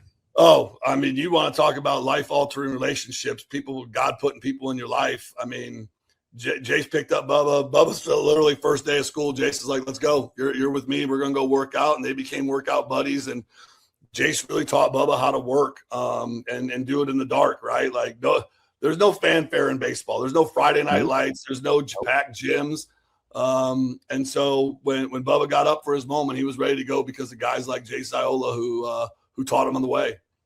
Last one from me, Coach. It's got to be a luxury with how well-rounded you guys are. You were so good up the middle defensively, and I think, you know, Christensen goes to center, Elam comes in the short, like Bubba's he's going to pitch. You have these rotations, and I said to Larry real time, I was like, guys, such good players. Like, you have the luxury and freedom of guys to still be multifaceted. You guys didn't skip a beat, man. You practice positionally those situations, or is this another one of those things where it kind of just happened like this and it worked out for us? Quite a luxury for, you know, shortstops to have that kind of versatility. And it was just the game within the game was fascinating. Coach Dunn, so good with running the bases and his level of aggression. And they're clearly well coached, right? Yeah, I mean, ton of respect for Elkhorn North. It's fantastic. It's fascinating. Yeah, ton of respect for Elkhorn North, and you know, I think one of the reasons why we're so versatile is our multi-sport athletes. I mean, people don't realize Nate Christensen is one of the best defensive backs in Class B. Brendan Ruth, I don't know if Brendan Ruth can catch a fly ball, but he sure was able to guard some people. So I was like, hey, when the ball's in the air, go catch it, and he did it. Like, I'm just blessed with so many athletes. Lucas Heller is probably one of the very rare people in the state of Nebraska who's won a football title, a basketball title, and a baseball title in his career. And so I think it's just being blessed with multi-sport athletes that bring different skill sets to the baseball field that can be used. That's why I'm an advocate for multi-sport guys, because I think you only get to go around this earth once, and you better burn it down while you're here. And so when Nate goes out to center, he's going to go catch it. When Lucas has to do any of those changes we make, we feel really confident just because those guys are such great athletes. All right, Coach, I'm going to try and weave this in here as best as I can. So I know Bubba is currently committed to Florida State, which I happen to be a randomly big fan of. He's a honk. Call him the College World Series all the time. But I know you're kind of randomly a big fan of a different team with a gold helmet, and you had a little bit of beef that we don't talk enough Notre Dame football around here. So here's your platform. Notre Dame football takes, Coach. Let's go. What do we got? Well, I mean, first of all, it is the greatest college football program ever. Oh, Lord. Ever. Like, the pageantry, the tradition, the greatness. I mean, you play in front of Jesus every Saturday. I mean, I don't know if it gets any higher in the world of rankings. I mean, listen, you took a lot of titles pre-World War II. Yeah, that's the squad for you, baby. One of my best friends is DJ Rizak, and Teddy is still at Notre Dame. I have to hear a lot of similar things, Coach. You know, everyone went, pre-World War II. I mean, well, what was – when the Huskers were good, what was that, the first Iran war? Like, who were we fighting then? Like that was how long ago? I mean, so I love college football. I actually just love watching kids compete. I just really do. Like, that's become something really, really cool.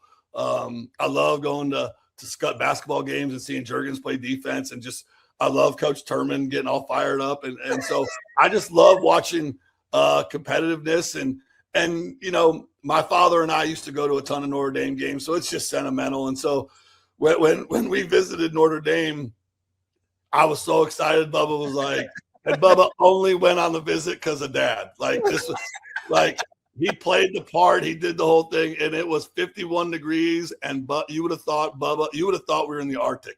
You know, up by Lake Michigan, Bubba was frozen, and I was like, man, this is awesome, Bub's like, this could be the place. And he just looked at me and he was like, no, Dad, I'm not going to Notre Dame. And I don't know if I've ever been stabbed in the heart harder or faster or swifter when he's like, nope. He goes, nope. I was like, oh, so the dream died. But I mean, yeah. If he takes 4 hours to get warmed up, you probably don't want him in the cold weather. No, yeah. He hates the cold. Like, if you ask him, he might be a better fit. Coach, yeah, he is adverse to the cold.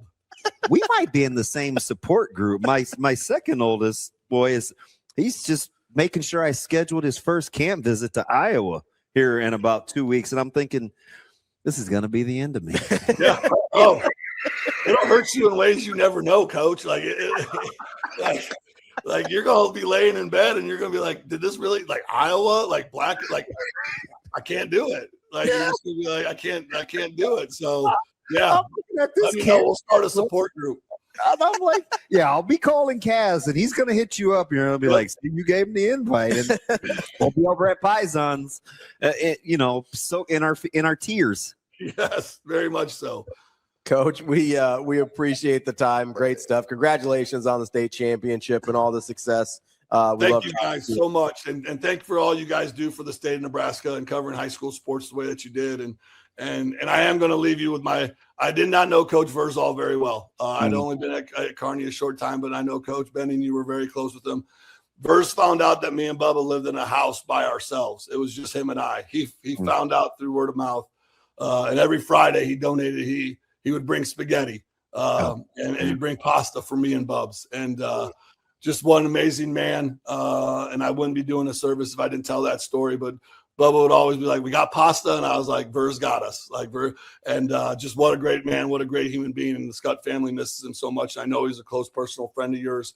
But what an amazing man who went out of his way to just help two bachelors living the high life together. But he always made sure Bubba was fed. And so I did want to share that story, Coach Benning, because he was a good man. I know he's a close friend of yours. Thanks, Coach. Appreciate you guys. Have a great day. Congratulations. Thank you. Appreciate it.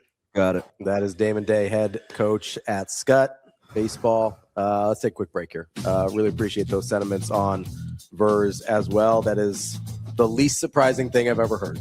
Man, I mean, that's yeah. I'm glad we I'm glad we pulled that off. Yeah. Right. Like that's a good get off, and that's somebody I've been dying to talk to. And I get it. He's polarizing for some and loved by a lot. So, I can appreciate though. I think both coaches in their own right, face that, but just being comfortable in their own skin, and maybe that's why I gravitate towards them. And something tells me Coach Day is going to come back on at some point.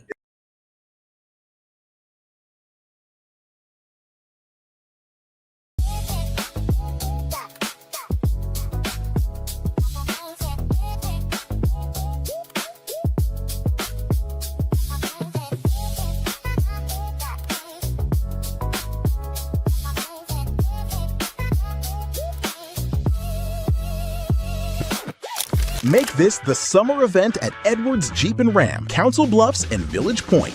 Lease the 2026 Jeep Wrangler Sport S starting at $289 a month. Built for the road and ready for summer. This June, the savings are as big as the season. We've also got the 2026 Ram 1500 Bighorn starting at $399 a month, or finance at 2.9% APR for 72 months. Don't miss this pitch. Slide into savings at Edwards Jeep and Ram, Council Bluffs and Village Point.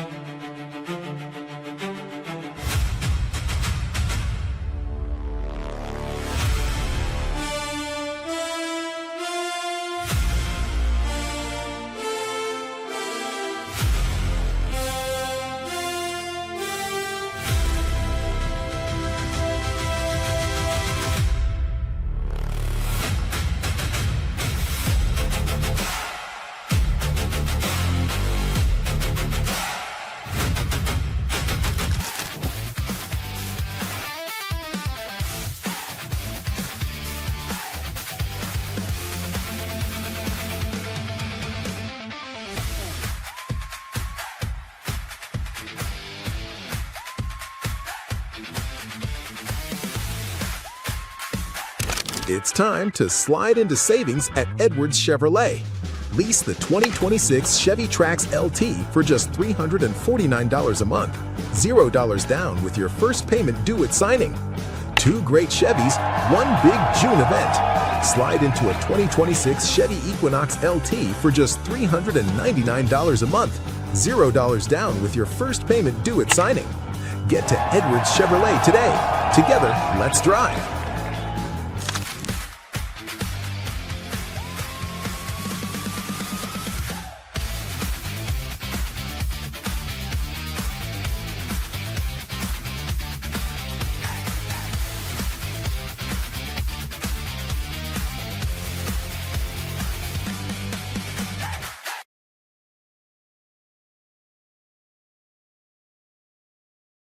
We are joined now by Mike Hurd, the head coach for Omaha softball. Coach, how are we doing this morning? Good. How you guys doing? Coach, listen, I joke with these guys because you come up a lot for a guy that we haven't talked to before. I think our listeners know I have this weird affinity for you. I told the guys this morning, if I get a little weird during the interview, it's on me, man. I know you don't always enjoy like the whole media circus and stuff, man, but we had to pull the trigger, man, so we appreciate you. This is awesome. I listen to you guys every morning. I love what you guys are doing right now. Do you find it odd that we have such an affinity for softball?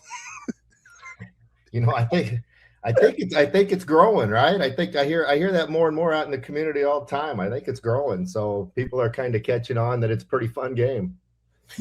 So you've been head coach for about 5 years now. Like, when did you realize, I assume it was before you took this job, but when did you realize like how good the youth softball in Omaha and this state was? Like when did that part hit you, or have you always known?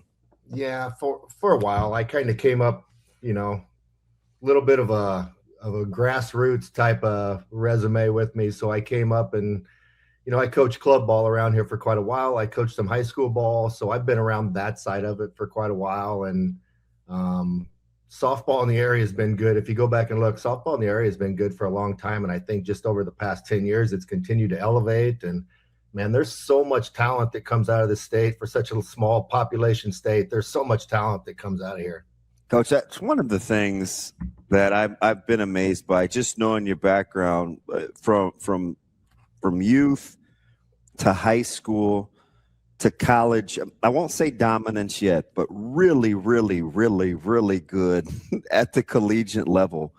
It's kind of an unusual ascension because somebody's got to give you the opportunities too. Your name was throughout the community forever as a softball guy, but you got a school that's like, okay, that's going to be our guy. We see the vision. How important was that? Because a lot of people want to get guys that can get players. They don't know how to surround those coaches sometimes to be successful. How'd the vision play out for you? Yeah, the process of coming here, a little bit unusual. Adrian was not here when I interviewed for the job. Mike Kemp was actually the interim AD at UNO when I interviewed. So Mike Kemp hired me, knowing that, wasn't sure in 4 or 5 months what it was going to look like. So, and then when Adrian took the job, I think that's when I really started feeling comfortable. He has been so good to work with and to work for, and just the support that he gives. And it didn't take long after Adrian was here to feel like, yeah, I think we can, with the support here and I think our visions kind of matched what we wanted to do in the future. It didn't take long for me to feel like we could start building something pretty cool.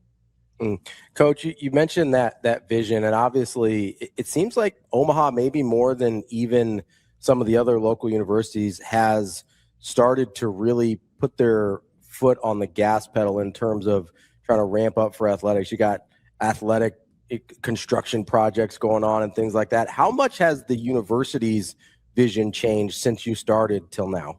Yeah, again, go back to Adrian, Chancellor Lee, I think perfect match. I think they came on about the same time. Chancellor Lee came on just a couple months after I had started, and then she brought on Adrian. And, you know, from day one, honestly, I think they were lockstep with each other in terms of what they wanted to do with Omaha athletics. And it's just been a steady climb, I think, in terms of what they've did the past 4 or 5 years. And we got some really cool stuff coming that they've put in place that I think will even give us the opportunity, at least take us to that next level.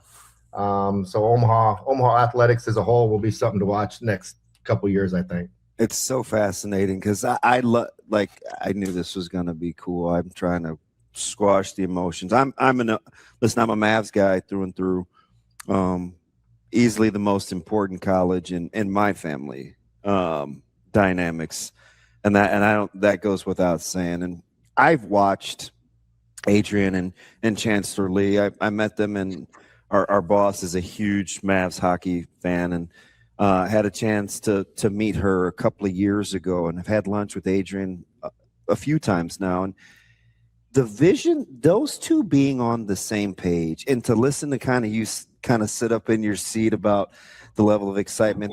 There is no long-term commitment you were hot commodity, had a lot of opportunities, right? Your program is on the upward ascent, and you're watching these two work together. You mentioned their dynamics and the shared vision. Do you think people understand how important it is for institutional leadership and academic leadership to be pulling in the same direction? Man, that's right. And Damon, you know it. That doesn't happen everywhere, right? It just doesn't happen. And they really are. It's not something that it just comes off that way. I mean, they are really on the same page in terms of what they want to do with the direction. And you know, I've told Adrian, you know, whatever's going on out there, as long as he's running this athletic department, that's cool. I feel very comfortable saying, you know what, I'm going to be at Omaha and continue to grow this with him, because the way those two work together, and the administration as a whole, the whole department, when you talk to them, and you know, you can talk to each one individually and you hear the same message from each one. And that's so important in terms of not just my program, but Omaha athletics overall. So, you know, what they do, it is unusual. And I don't know if everybody realizes how important it is and how much they have to work together to make it happen. But they do a fabulous job of supporting us. Coach, one of the things I've kind of admired from afar about you and your career is, like, you're an Omaha guy, right? Like, Omaha through and through. DB knows, like, that's a thing that's so important to me. Like, I am a homer for Omaha, right? Like, and so I see, obviously you're born here, and then you come up through not just the high school ranks, but man, I have such a soft spot in my heart for NAI and small school athletics. Like, I coached low-level college basketball for a long time. Like, what are some of the same challenges you face at Midlands at an NAIA school as you're trying to build a Summit League program? Because I think there might be a little more overlap there than people realize. Man, you are exactly right. There's a lot of overlap there. And, you know, resources, right? When you know it, when you're in an NAIA, resources is always a challenge. And how do you maximize what you got? And, you know, same thing a little bit here. Obviously, we have more resources here than we had at Midland. But when you're, you know what, long-term goal, right? We don't, you know, just want to compete in the Summit League. We want to be able to go out and compete at a higher level and do some things at regionals and be able to go out there and compete with some of the Power Fours and all that too. So you always got to look at resources and what you have and how you maximize them. And for us, it always started with our recruiting, and top priority day one was keep it local. Right. We know the talent in Nebraska. We know the talent in the Midwest around us. Bring in those local kids that we know not only can compete at that level, but have some ownership with the program once they get here. And it was the same at Midland too. We competed locally there. And those kids can go there. Those girls can go compete on a national level when you do things right. Yeah, I mean, you talk about the local. I believe, if I'm not mistaken, over half your roster is from the state, and almost all of it is from the Midwest region, as you talked about there. How important is it for you when you're trying to be responsible about the resources you do have? Like, how important is talent evaluation, not just for you personally, but when you're looking at a staff and trying to say, hey, maybe this person's not as highly recruited, but we think they can play at this level? Like, how big is that when you're looking at people to either work with or to bring into your program? Yeah, I think you have to do that. We always talk, I think every one of our staff meetings, we talk about being a development program. So looking for those players that in our minds are probably Power 4 level players, at least that potential.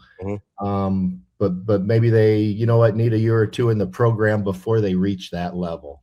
So you're looking for talent, but you're also trying to project, okay, what's this player going to be in a year or two in our program, and what will they look like as a sophomore and a junior, and not just that freshman year. So that's huge for us. And it's also, we're looking for a certain specific type of player too. It's not just physical talent.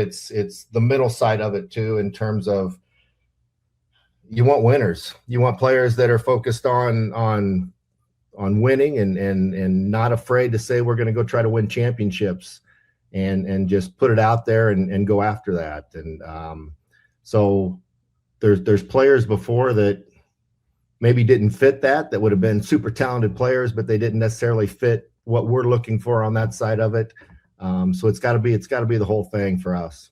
I think you maybe gave me a little insight when you were talking about, excuse me, the consistency of the message between Chancellor Lee and your athletic director and Adrian.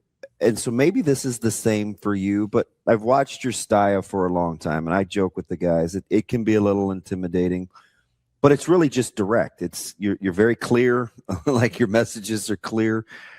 How long did it take that style to be one that people could gravitate towards, especially considering, you're crossing genders. Like when you talk about recruiting a specific type of player, they have got to be able to, and it's not necessarily a male female thing, but it comes up a ton in terms of how we receive instruction. We were talking a couple of weeks ago, and even just yesterday, about being coached hard and how it's not for everybody. And we weren't even talking about female sports necessarily, but we talked a lot about football.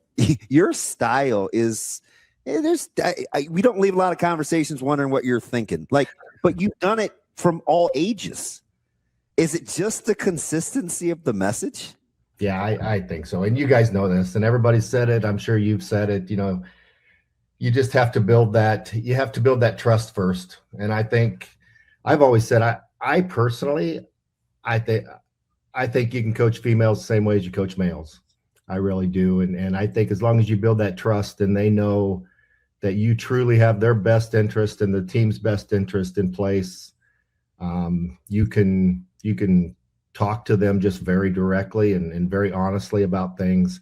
I think people would be a little surprised if they came and watched our team at practice or wherever we're at.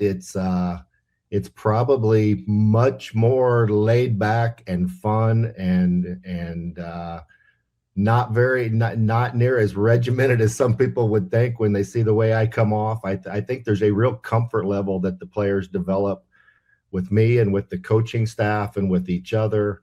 And to me, I tell them, I just want them to feel like they can completely be themselves when they're around the team. Sometimes I see players that act differently around a coach than they might around their teammates when they go back to the dorm or when they go home. And I really want players to just be themselves when they're around me and around the team and feel comfortable doing that. And I think as long as that agreement is in place, that we're just going to be honest with each other. And I want them to speak as freely to me as I speak to them. I want them to speak their mind to me. If they disagree with me about something, man, let's talk it through. Let's get it out there in the open and just deal with it like adults. And it just works. It works for us. Maybe it doesn't work for everybody, but it works well for us. Is that kind of the part of the secret sauce too? Because I mean, just following like Caitlin and Ava. Of course, they've got to play against Harley, and you have these different high school dynamics in terms of just how competitive some of these programs are. But then once they get to you, man, it just appears to be all about winning and having that kind of collective vision. Yeah, and we're pretty upfront with them on the recruiting process with that too, right? We really want players who are willing to take ownership of their own development, right? We'll coach them up, and we'll give them the direction they need, and we'll help them on that. And I think I've heard you guys talk about this before, but a player that needs someone to babysit them and walk them through things every day is not a fit in our program. I'm anti-babysitter. I am absolutely right. That just does not work. So, and we talk about that in the recruiting process. Players that really want to take ownership and get there themselves and put in the extra work. I mean, we've got, NCAA gives us 20 hours a week or whatever it is to work with them, and we're just up front. That's not enough, right? If you want to get to where you want to be and you want your team to get to where it needs to be, that's not enough. You've got to be willing to do things on your own. And the other part of that too is our coaching staff is 3 coaches. It's me and 2 great assistants that I have. Yeah, Brooke and Jen. I gotta say, I can't be Brooke and Jen. Yeah. Again, both local. Lucky to get the local talent coming back in the coaching ranks too. But we don't have 6, 8, 9 coaches running around practice every day, being able to give hands-on all of the time. So again, that goes back to the resources a little bit. How do we maximize it? We maximize it by getting players that want to come in and own their own development. And so we're honest with them in the recruiting process, and we've been lucky enough to get those type of kids. And then once you establish that, man, once the freshman class comes in, it's almost like the upperclassmen take over and just show them, here's how we're doing it, and this is what's expected. Coach, you mentioned something there about building that trust. And when we talk about that, it seems like we almost always think about coaches being able to trust your players. But you brought in a really unique, I think, aspect of that, of players being able to trust you as well in order to be themselves. Like, is that a part of coaching you think is a little underserved? Is the trust going both ways in that relationship? Oh, good point. It has to be that way, right? I don't think you can fully maximize unless it is that way. And that's a process, right? I think that's probably one of the biggest learning curves that freshmen have to go through coming in. And you always see it in the fall when they come in, and it takes them a little while to figure out that, yeah, this is really how it is. We can be ourselves, and we can be who we are, and we can voice what we want the coach to hear. We feel comfortable voicing that to him and voicing that to the team, and knowing that we will listen. That doesn't mean we always agree, right? We talk about that from day one. We're not always going to agree on things, but we're going to be open and honest and talk through everything. And you know what? When you do it that way and you handle it as an adult, I think 99% of the time you walk out of the room on the same page. And if it's that 1%, then you know what? That happens too, and that's life, and we'll work through that too. But 99% of the time you walk out the door on the same page, and everybody feels good about it. I promise you we're going to get to the team specifics in a second, but I like to peel back the curtain a little bit so people can see the process, because you just don't roll the ball out there and you're one of the top mid majors in the country and you have this kind of success. So I like for people to kind of see the like what's the what and how it's actually happened. And I'm going to go back to your staff, because it is just the 3 of you. And sometimes there's pros and cons to that. It's not a lot of ideas being bounced off a lot of different people. And I get it.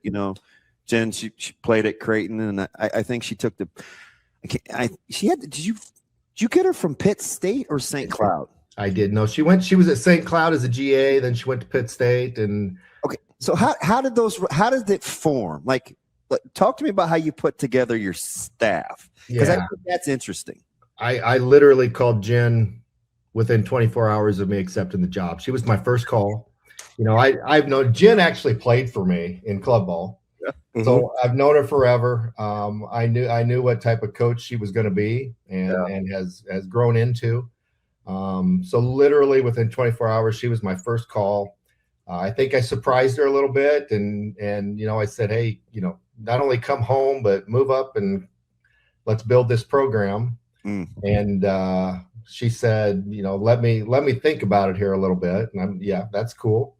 And I think she called her parents and talked through it with them a little bit. And, immediately, it wasn't long. She called me back, took the job. And so she's been here since day one, and just been awesome. We're on the same page with everything.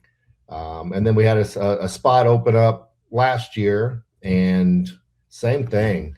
Brooke's a local kid, went up South Dakota State and killed it up there playing career, and just knew a lot about her. Didn't know her well personally. I knew her, but I didn't know her well. But I knew of her a lot, and I knew what other people said about her, and I just felt like she'd be a perfect fit. So she was my first call as soon as that opened up too.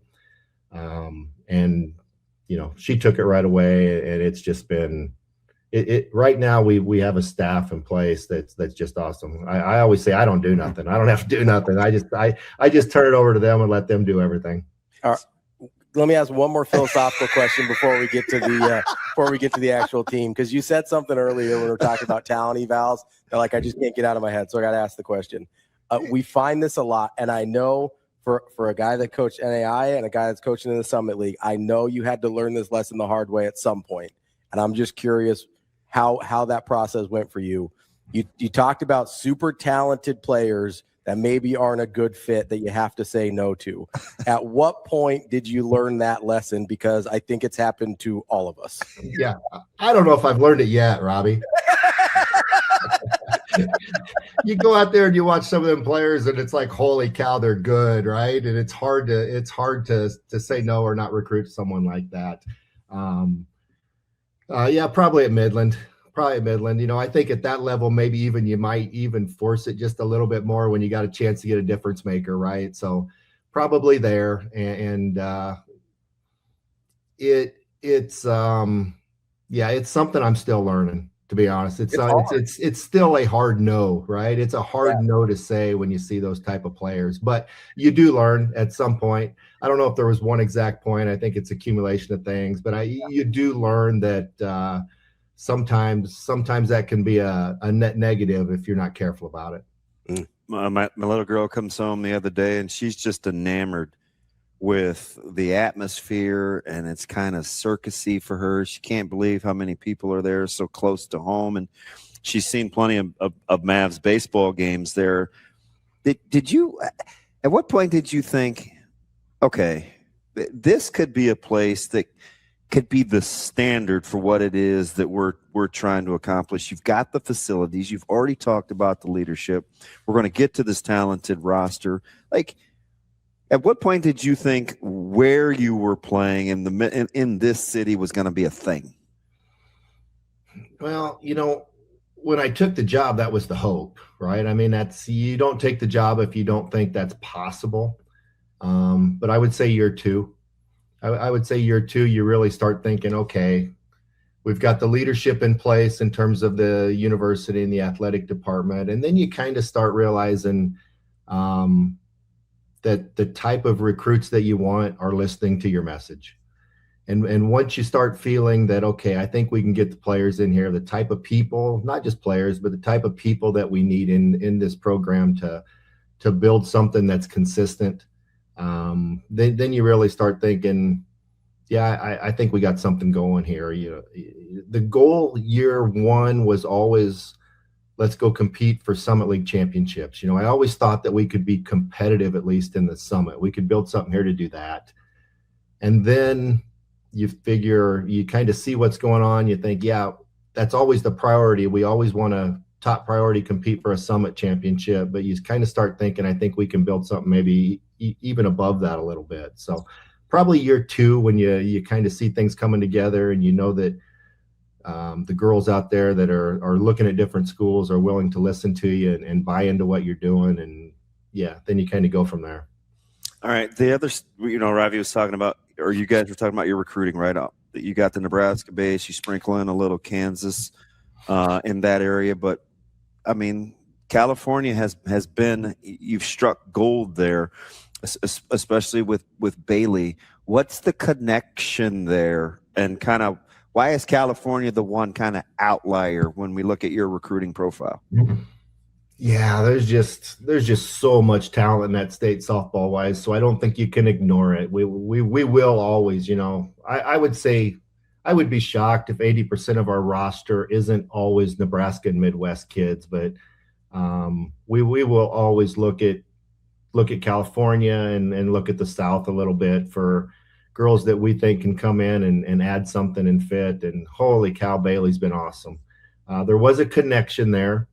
So Sydney Thomason, who had played for us the last 2 years, also a California girl, knew Bailey a little bit from club ball and all that, and made that connection. And, I do always ask, I love to recruit players that know someone on the team or who was on the team, because we can get a little feedback from them in terms of, okay, is this kid really a fit? What's she like on the field? What's she like off the field? Is she really a fit? So you try to do all you can in terms of recruiting and getting to know them, but there's still only so much time you see them and talk to them in the recruiting process. So to have players, know someone and speak to them and say, yeah, this kid's a perfect fit, that helps a lot. And that's especially those California kids, right? We maybe get out to 1 or 2 tournaments and evaluate them on the field and talk to them on the phone and try to get to know them a little bit. But it's even harder to get to know those type of players in terms of, are they going to fit our program? And so Sydney knew her and said she's a perfect fit for you. And she was absolutely right, man. Bailey is just taken to our culture and just exceeded expectations. Probably a little bit easier of a recruiting eval might have been the Groff twins, right? Probably, obviously, right here close to home. But you ask one about the other and be like, well, that's my pitcher, that's my catcher. You've got not only one of the best pitchers in the Summit League, but one of the best pitchers in the country. That's such a unique dynamic to have the sisters form the battery there. Like, at what point did you realize, as you're either recruiting them or as they get into your program, they're like, oh, this could actually work at this level? Yeah. Obviously I recruited them out of high school, and they were kind of in a spot where they wanted to get away from home and go try something else, and completely respected that. I've known Maddie and Rylan since, I think, 10 years old. When they got into club ball and started all that process, I met with her mom and dad, and they had some questions about which way to go, and they got in the Nebraska Gold program right away, and kind of even helped coach that team just a little bit at times. So I've known them forever, and completely respected their decision out of high school that they wanted to just get away and go try something else. And then a year later, I saw their name pop up on the portal, and I could not get my phone up and dial it fast enough. I promise you that. I'll just come on back. Yeah, we got a spot. That's fascinating too, because you're thinking Southern Illinois coming back to Omaha. We've been to Carbondale, and it's like, but then it's home, right? So it's not necessarily the automatic enticement of, hey, this is a better environment. And still sometimes, and I hear this a lot with coaches. Coach Rule talks about this all the time. It takes a certain in-state player to handle in-state expectations when your program is at the front and center, right? Have you noticed that when you're recruiting? It's different, right? It's different. He thinks it's understated. I 1000% agree. It's some pressure there if you allow it to be. Those two handle it so well. I mean, they just don't let any of that outside stuff impact them at all.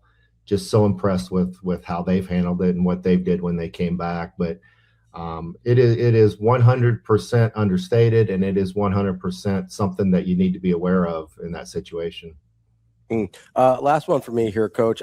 Obviously the result didn't go the way you wanted it to, but just talk about the other night with the atmosphere, with Nebraska coming to town and getting just like, there has to be sort of a moment there where you're just like, yeah, we got a game to play, but also like, this is pretty cool. It was unbelievable. The scheduling this year was set up.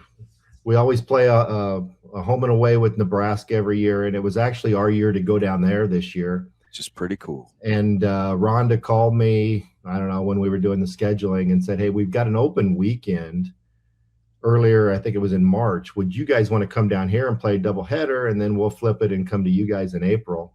And as good as they are, I was dumb enough to jump on it. Dude, that's awesome. Still don't know about that decision, but it worked out. It worked out just perfect for us. And you know what? Hats off to Coach Ravel too, because she understands the impact of what that is on the sea and all of that. She understands what that does to help us and our program and get exposure and all of that. So hats off to her for doing that. But it was unbelievable. I mean, I know we expected a big crowd, but I don't know if anybody expected that. It was so cool for both teams. It was cool for the fans.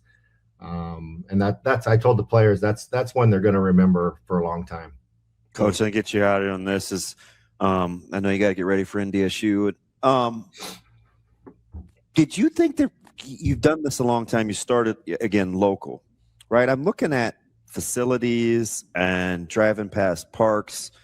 We travel a ton, so I see what other states are doing for their ball bat sports. Do you ever think you'd get to this point in like 2026 where we wouldn't really make the comparison between softball and baseball facilities around town? Softball is gotten a ton better in terms of places to play and what they look like aesthetically. And now it's like the guys playing baseball are like, hey, wait a minute, like we need better here. Like, it's just kind of interesting to watch the positions change as the sports are elevated. Yeah, and that's a good point, because back when I was in club ball, it wasn't like that. I think Omaha, the area in general, was a little behind in terms of facilities. We would travel to Kansas City or Des Moines or St. Louis or wherever, and Omaha was behind. And I think just the popularity of the sport has just continued to grow overall, and I think that's contributed to it. And some of the investments locally have been great to upgrade those facilities and give these teams a place to play. So that's just that's the community as a whole supporting it, I think. All right, last one. How closely are you? I know you're one game at a time, but your big picture too. You're looking at seeding potentially and spots for the postseason. Yeah. So we're actually in Grand Forks, not Fargo. So even worse.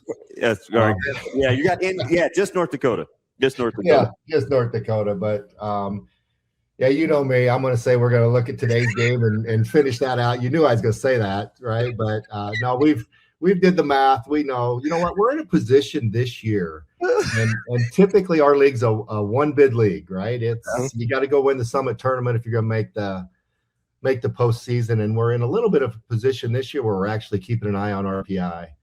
I think we're on that spot right now where an at-large bid is not impossible for us. So it's a little different in terms of how we're managing things and what we're looking at there. And honestly, I don't like to do it, but I think we're in a spot where we're not just looking at, okay, what do we got to do to finish out this regular season and win that regular season title, but also maybe keep ourselves in a little bit of a position RPI to be considered there. Let's go. Well, enjoy your weekend in North Dakota. When you get back in the office, say hi to my guy Evan Porter when you get back down there. And just another Millard North guy honking for Millard North. That's right. That's right. Yep. So yeah, I appreciate what you guys do. You guys are awesome. I listen every morning when I can, and love what you're bringing to the sports community here. It's great. I appreciate you, Coach. Thanks for the time. We bet. Appreciate it. Have a good trip. That is Coach Mike Hurd.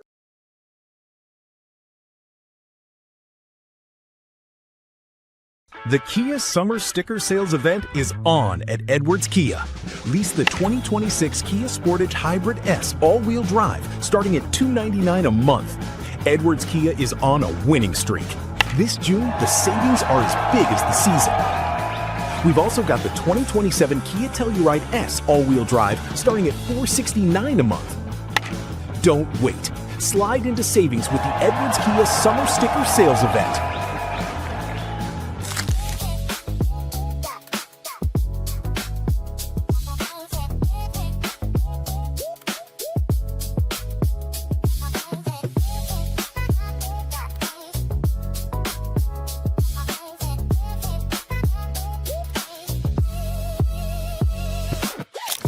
Slide into savings at Edwards Hyundai. Finance the 2026 Hyundai Santa Fe at 0% for 72 months. This June, the savings are as big as the season. We've also got the 2026 Hyundai Kona SE all-wheel drive. Sign and drive starting at $287 a month with 0 down. Don't miss this pitch. Slide into savings at Edwards Hyundai.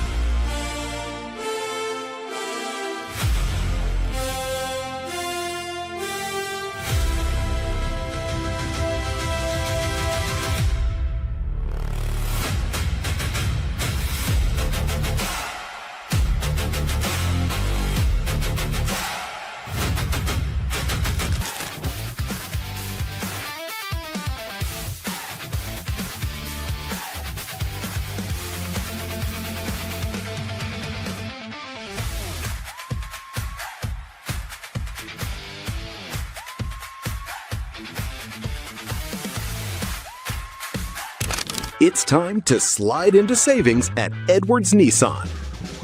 Lease the 2026 Nissan Rogue Platinum starting at $379 a month, a platinum lease worth driving home. This June, the savings are as big as the season. We've also got the 2026 Nissan Pathfinder SV starting at $399 a month while supplies last. Don't miss your pitch. Slide into savings at Edwards Nissan.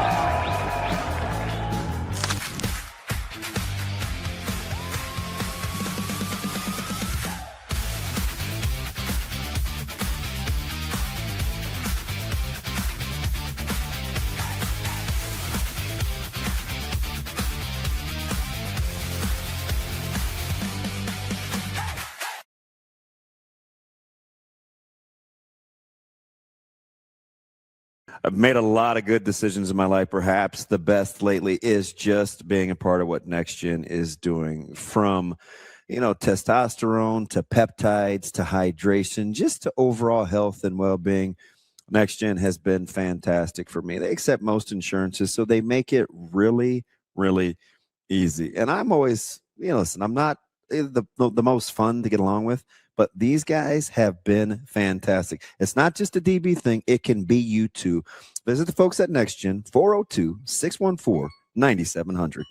We are joined now by Krista Wood, the head softball coach at Creighton. Coach, how are we doing this morning? Doing good. We're getting ready for our game today. We're super pumped. We're excited to be here. There she is. Look at you in sporting that blue. How are you? I know. Isn't it crazy? Like, doing good. It's been a long road, but here we are. We're the top 4 up in the Big East at Rosemont, and we're in Chicago playing at the Rosemont Field where Athletes Unlimited play. We're excited. We got UConn first round, so it'll be a battle. I can't tell you how pumped I am. I haven't told the guys the backstory with our relationship, but you can vouch for me, though. I've been honking for softball long before it was as popular as it is now. Krista used to run a camp for little guys and gals that we had. It was called Pacific Pals. And I'm just telling you, I don't know where I went wrong, Coach, but like you've got a Division I program as the head coach. Jake Peets in Lincoln is an offensive coordinator for the Seahawks. Garth Glissman is like a development director for the SEC. Kenny and Taiwo Anatolu are like doing big things. Like I can find good people. How come I just couldn't have turned out to be one myself? Shoot, we had a blast working those camps. Those camps are so much fun. You could see right away, and you were kind of overseeing. Well, you had your staff, which were your peers. Yep. But then she had young people too, like kids. Mm-hmm. I'm telling you, you could see leadership traits. When did you know you wanted to coach? You know, my dad was a baseball coach growing up, and I kind of grew up on the baseball field. And I was thinking I was going to get my summers off and coach high school and do all that, you know, but here I am. I don't get my summers off because I'm out recruiting. But I just, you know, I love the game. I love being around people. I feel like I'm addicted to building a team every year and coaching them to the best of their ability and trying to win a championship. It's just fun and exciting because every year is a different journey. Every year is different. This is the third program I've been a part of. And it's kind of been a rebuild everywhere I've been. And so there's a different journey and a different story with every place. There's a couple things there. Obviously, I want to get to the rebuild and kind of the turnaround at Creighton, but I have to start with DB knows if there's anybody that kind of rides with Omaha, that's where I'm going to start with somebody, right? So obviously you played at the University of Nebraska, Omaha, and like you said, you thought you were going to be a high school coach. You coached I know you coached for a couple years at different high schools here locally, went off, had all the success at South Dakota State. Why come back to Creighton after you had gotten it rolling up there and gotten that program to a place where you guys were really, really good on a year in, year out basis? Why take the challenge of coming back to Omaha here and take over a Creighton program that frankly had been struggling? Yeah, I mean, I loved my time up in South Dakota. It was great. I mean, Nebraska softball, I mean, you see it with Nebraska, you see it with Omaha. It's hard to pull kids up north. And I think that recruiting to the city of Omaha and what Creighton is building down there was just something that I was like, I think I can really do something with this. The new facility that we have, we're getting a new indoor. It's just a really exciting time to be at Creighton. And I could see the vision of, you know, when I'm at South Dakota State, I'm thinking, you know, I feel like I've done a lot with nothing. And I feel like I've tapped this out in the fact that what we had for facilities and just the climate up there and the league that we were in, I just felt like, you know, I've done a lot. And when jobs come about, it's not always the best timing. Now, if I could have stayed up there for a couple more years and coached those kids, I definitely would have. But when this job opened up, I mean, when coaches come here, they stay. So for me, it was like, this is my opportunity to, you know, jump on board with this, try to turn it around and get this thing really, really rolling.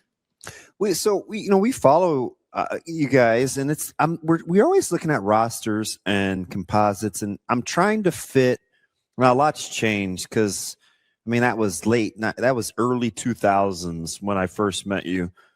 And obviously, you grow into things. When you're recruiting, the rosters, it's eclectic. What are you looking for as you've kind of developed your coaching style, regardless of where they come from? What are you looking for? I mean, we're looking for kids that want to grind, that, you know, some kids just want to go to the big flashy who's winning right now, but who wants to put in the work, who wants to get this thing rolling, and who wants to do something that hasn't been done here, which is win a Big East title. Mm-hmm. And it's not for everybody. It's not for everybody to say, hey, I'm going to take a chance on this team. I'm going to take a chance on this coach, rebuilding this program. But there are kids out there. We have one right now that I mean, we have a couple seniors that have been here. This is my 4th season, so they've been here for all 4 years and helped us get this program back on the map. We're looking for athletic kids that that obviously value our standards and expectations of what we're asking for in them. How much does the type of kid that you're, I don't want to say forced to recruit, right? You said a lot of kids want to go to the big flashy programs that are winning right now, or going to, Women's College World Series and things like that. Obviously, Creighton's in a different place than that right now, so it opens you up to a different recruiting pool. How much does that actually help kind of the culture that you like to install or instill in your team, where it is, it sounds like you kind of like that a little bit of, I don't know, bootstrapping it, for lack of a better term, where it's like, yeah, we're going to do this the hard way and we're going to be better for it. Yeah, I mean, it's a challenge. I mean, I love challenges. I think it's great. I love being the one, the small team knocking somebody off. Like I said, it's not for everybody. It's not for everybody. So, but I mean, here at Creighton, I feel like we can offer everything now. I mean, we can offer a great academics, get a Creighton education. We have great facilities. We have everything that you need, and we run our program like an SEC program. We play in the Big East. I think the Big East is super competitive. So we get all those things at a smaller level. And if you want to do something like that, I think it's a great opportunity. Coach, I'm dying to know, what was the relationship pre-existing between bringing Garrett on staff? Like, I get the prowess at UNI, and maybe you're like, oh my God, these guys can really rake. But like, where did walk me through what you were looking for when you were putting your staff together? Yeah, so I mean, we hit the long ball up at South Dakota State. That's kind of what we did. And so I was looking for somebody that I knew came from a program where they could rake, they could produce an offense. This year, we're not maybe hitting quite as many home runs, but we're top in the nation for stolen bases. We run the bases really well. I think we broke a school record for that, and I think we're going to break the Big East record for most stolen bases in a year. I think we're at 122 right now, which was in the top 3 in the nation at one point. But so we have a good combination of power and speed, but he does a great job of preparing our kids for competition, so series. He does a great job of figuring out what the best preparation is moving into each series and how we're going to attack these pitchers, which shows that we've broken our runs record 2 years in a row. We broke the doubles record. I mean, we're doing a lot of good things offensively, and I still think there's some great players still coming here that we're going to continue to keep pushing that number up. Speaking of great players, obviously your team got recognized with 6 on the All Big East teams. You got Pearson and Mayhew getting individual honors as well. As you're either recruiting these players or developing them kind of through the system, obviously Mayhew is a freshman, so it's not more of a recruiting story there. What are you looking for? Are you looking for people you're like, hey, I think they can be all conference, or are you looking more kind of generally at an athletic profile? Well, I mean, like Ashton Pearson's a great example. I recruited her up to South Dakota State, and she said, it's too far north. I can't go that far. But she's a little undersized, but man, she can play. And she's the 3-time defensive player of the year. She's a junior, and she's the first freshman to ever get it in the Big East. And so she was my first call when I got the Creighton job. I said, hey, I'm closer now than I was, and she still hadn't committed. So I said, Creighton's 3 hours closer than South Dakota State was. And, she was under recruited just because of her size, but she plays big, but she's small. So, I mean, just having 6 kids on all conference, which is the most they've had in the last 10, 15 years is awesome to show that all this hard work and the kids that we're bringing in are really making a difference. Coach, you've always, as I've known, again, 20-some, you're so competitive. Like, how quickly did it take your team to see, I know it's in your household for sure, but how quickly did it take your team to see, like, okay, like the standard is going to be the standard just because of how you approach like your own life. Yeah. I mean, when I came in, I think initially everyone's like, just because I'm standing in the third base box over there that we were going to win, it's like, okay, we got to start to get to work here. And what does that look like? And it took, a full year really honestly to kind of lay that foundation and culture of, when we were up at South Dakota State, we won because of these things and how we put these things. But I did realize, being the third program that I've taken over, I wasn't so much concerned about winning in year one, but more like laying the foundation and culture of what it takes to be that team and those players. And so if you look at my record, we didn't win more than we lost in year one, but in year 2, 3, and 4, we've made the Big East tournament, been in the top 3 in the championship game last 2 years, and hopefully we win it this year. But I think doing it that way, I learned from my first school to my second school. I was so wrapped up in wins and losses early that we didn't win quite right away. So I said, at Creighton, I'm going to do it a little bit differently. I'm going to just really try to instill what it takes and not really care about wins and losses at the point. Now, I am competitive, yes. So it was hard, but I knew that was the right path to take.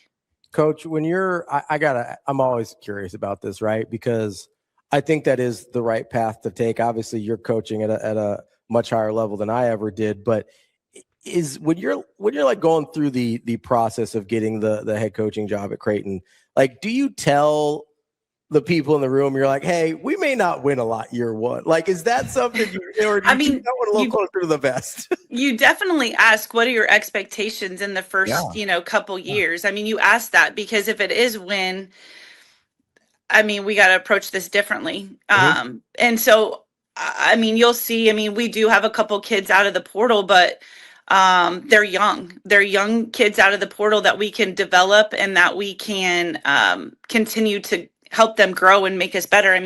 We got a kid right now playing second base that made all conference that was at Oklahoma State last year and didn't really get an opportunity. And this year she's leading our team in hitting and first team all conference. So she's a sophomore and we get her for 2 more years. So we're not just grabbing kids out of the portal for a quick fix. We're grabbing kids to develop.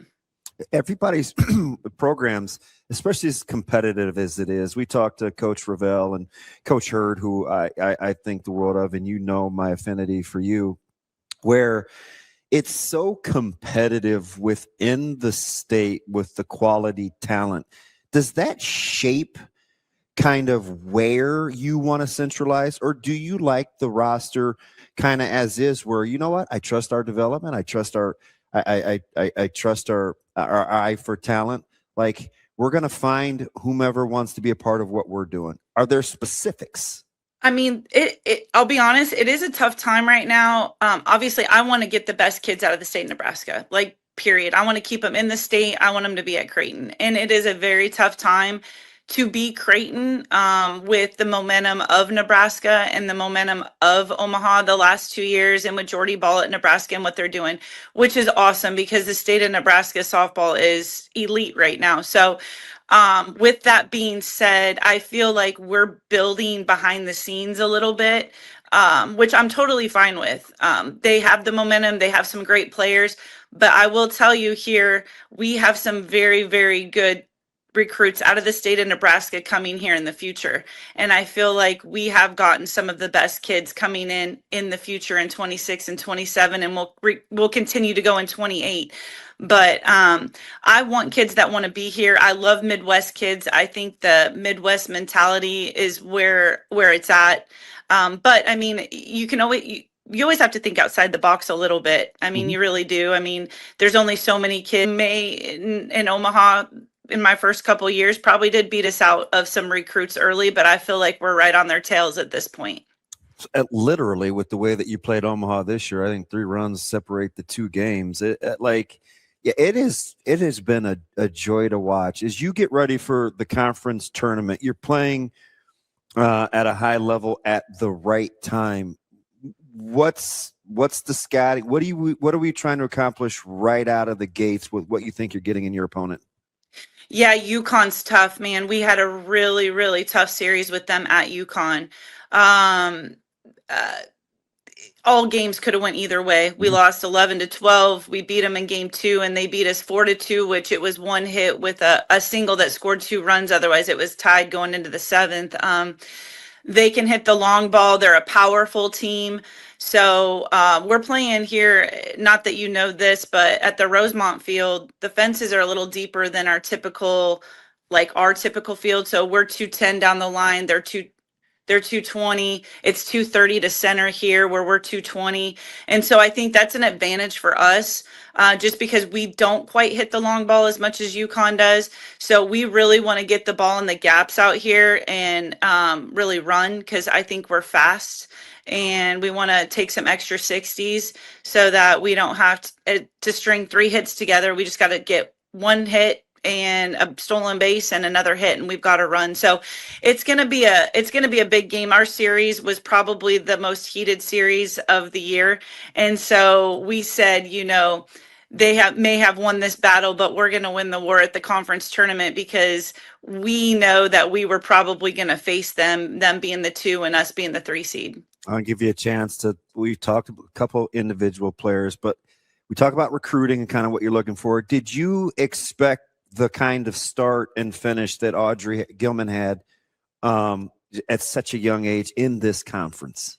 Freshmen are tough. There's a lot. It's like, how do you learn? And I kind of thought about myself a little bit. My freshman year, I started off a little rough. I mean, coach was out there telling me, you're better than that. Like, let's go. But she's done a great job of really figuring it out and how to move the ball around. And I think early in the year, we were walking too many people. We were pitching around. We were given too many free bases. And she's realized now, like, hey, I can pound the zone a little bit, make my stuff work, and she's got a little bit more confidence moving forward. Getting first team all conference as a freshman pitcher, I mean, that's a great accomplishment. Do you handle at all, especially with the freshmen, any differently in the tournament format? I know you guys have been pretty successful. You mentioned making championship games last couple years, but it's a very kind of different atmosphere than what they've experienced all year long, especially with the freshmen. Do you approach anything differently? I feel like our series this year have been really, really intense, whether it was at Butler, at UConn, even at home. And playing Nebraska at home and Omaha, I feel like we've done a good job of preparing our kids for these moments. So I think we're ready, and I think our upperclassmen have done a great job of really trying to help them understand like what this is about and what it's going to look like. So I'm excited for it. I think that we've finished second the last 2 years, and it's a terrible feeling walking off that field. So, we're going all out this weekend. It's funny. Get you out of here on something light. Maiden name, obviously, Unger. I joke. You said you grew up on a baseball diamond, around a baseball diamond. Dad's baseball coach. Your nephew plays a little baseball. Plays a little baseball down in Lincoln. How much time? Now listen, everybody wants the cool aunt, right? Like, how much time though can you actually take a peek at what Jay Sean's been able to accomplish in an impressive year? The good thing is he's closing, so our games are over, and I can pull it up, and there he is. So, hey, I'll be honest with you. I've watched more Nebraska anything than I've watched till this year. So, I'm a Maverick at heart. But then so I'm really proud of him. He's called me a lot for just a lot of advice on just the mental game. Being a pitching coach, him being a pitcher, he's done a great job. Just watching him out there, he competes. He really does, and I think he's having a great season. And our games are over, and then I pull it up, and boom, he's coming in the 8th inning to shut it down. And so even when we played Nebraska at home for softball, our game got over, and I was able to head over to Schwab and watch him close it down, So I still wore my Creighton gear. We took a picture. He's in his Nebraska stuff. I'm in my Creighton stuff. I said, I won't wear the Nebraska stuff, but I will support you in Nebraska baseball. But I'm really proud of him, and they're having a great season. Listen, it is so cool to watch because I do know your competitiveness, and there's a lot of coaching acumen in that house. So I'm like, yeah, oh my gosh, I hope everybody can kind of corral it. I am so proud of what you're doing, man. I'm wishing your young ladies the best. And anytime you have the fluorescent green light, Hurrdat Sports loves Creighton athletics.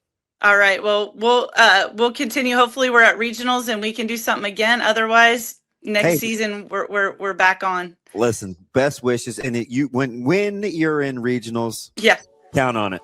All right. We'll talk to you later. Thank you.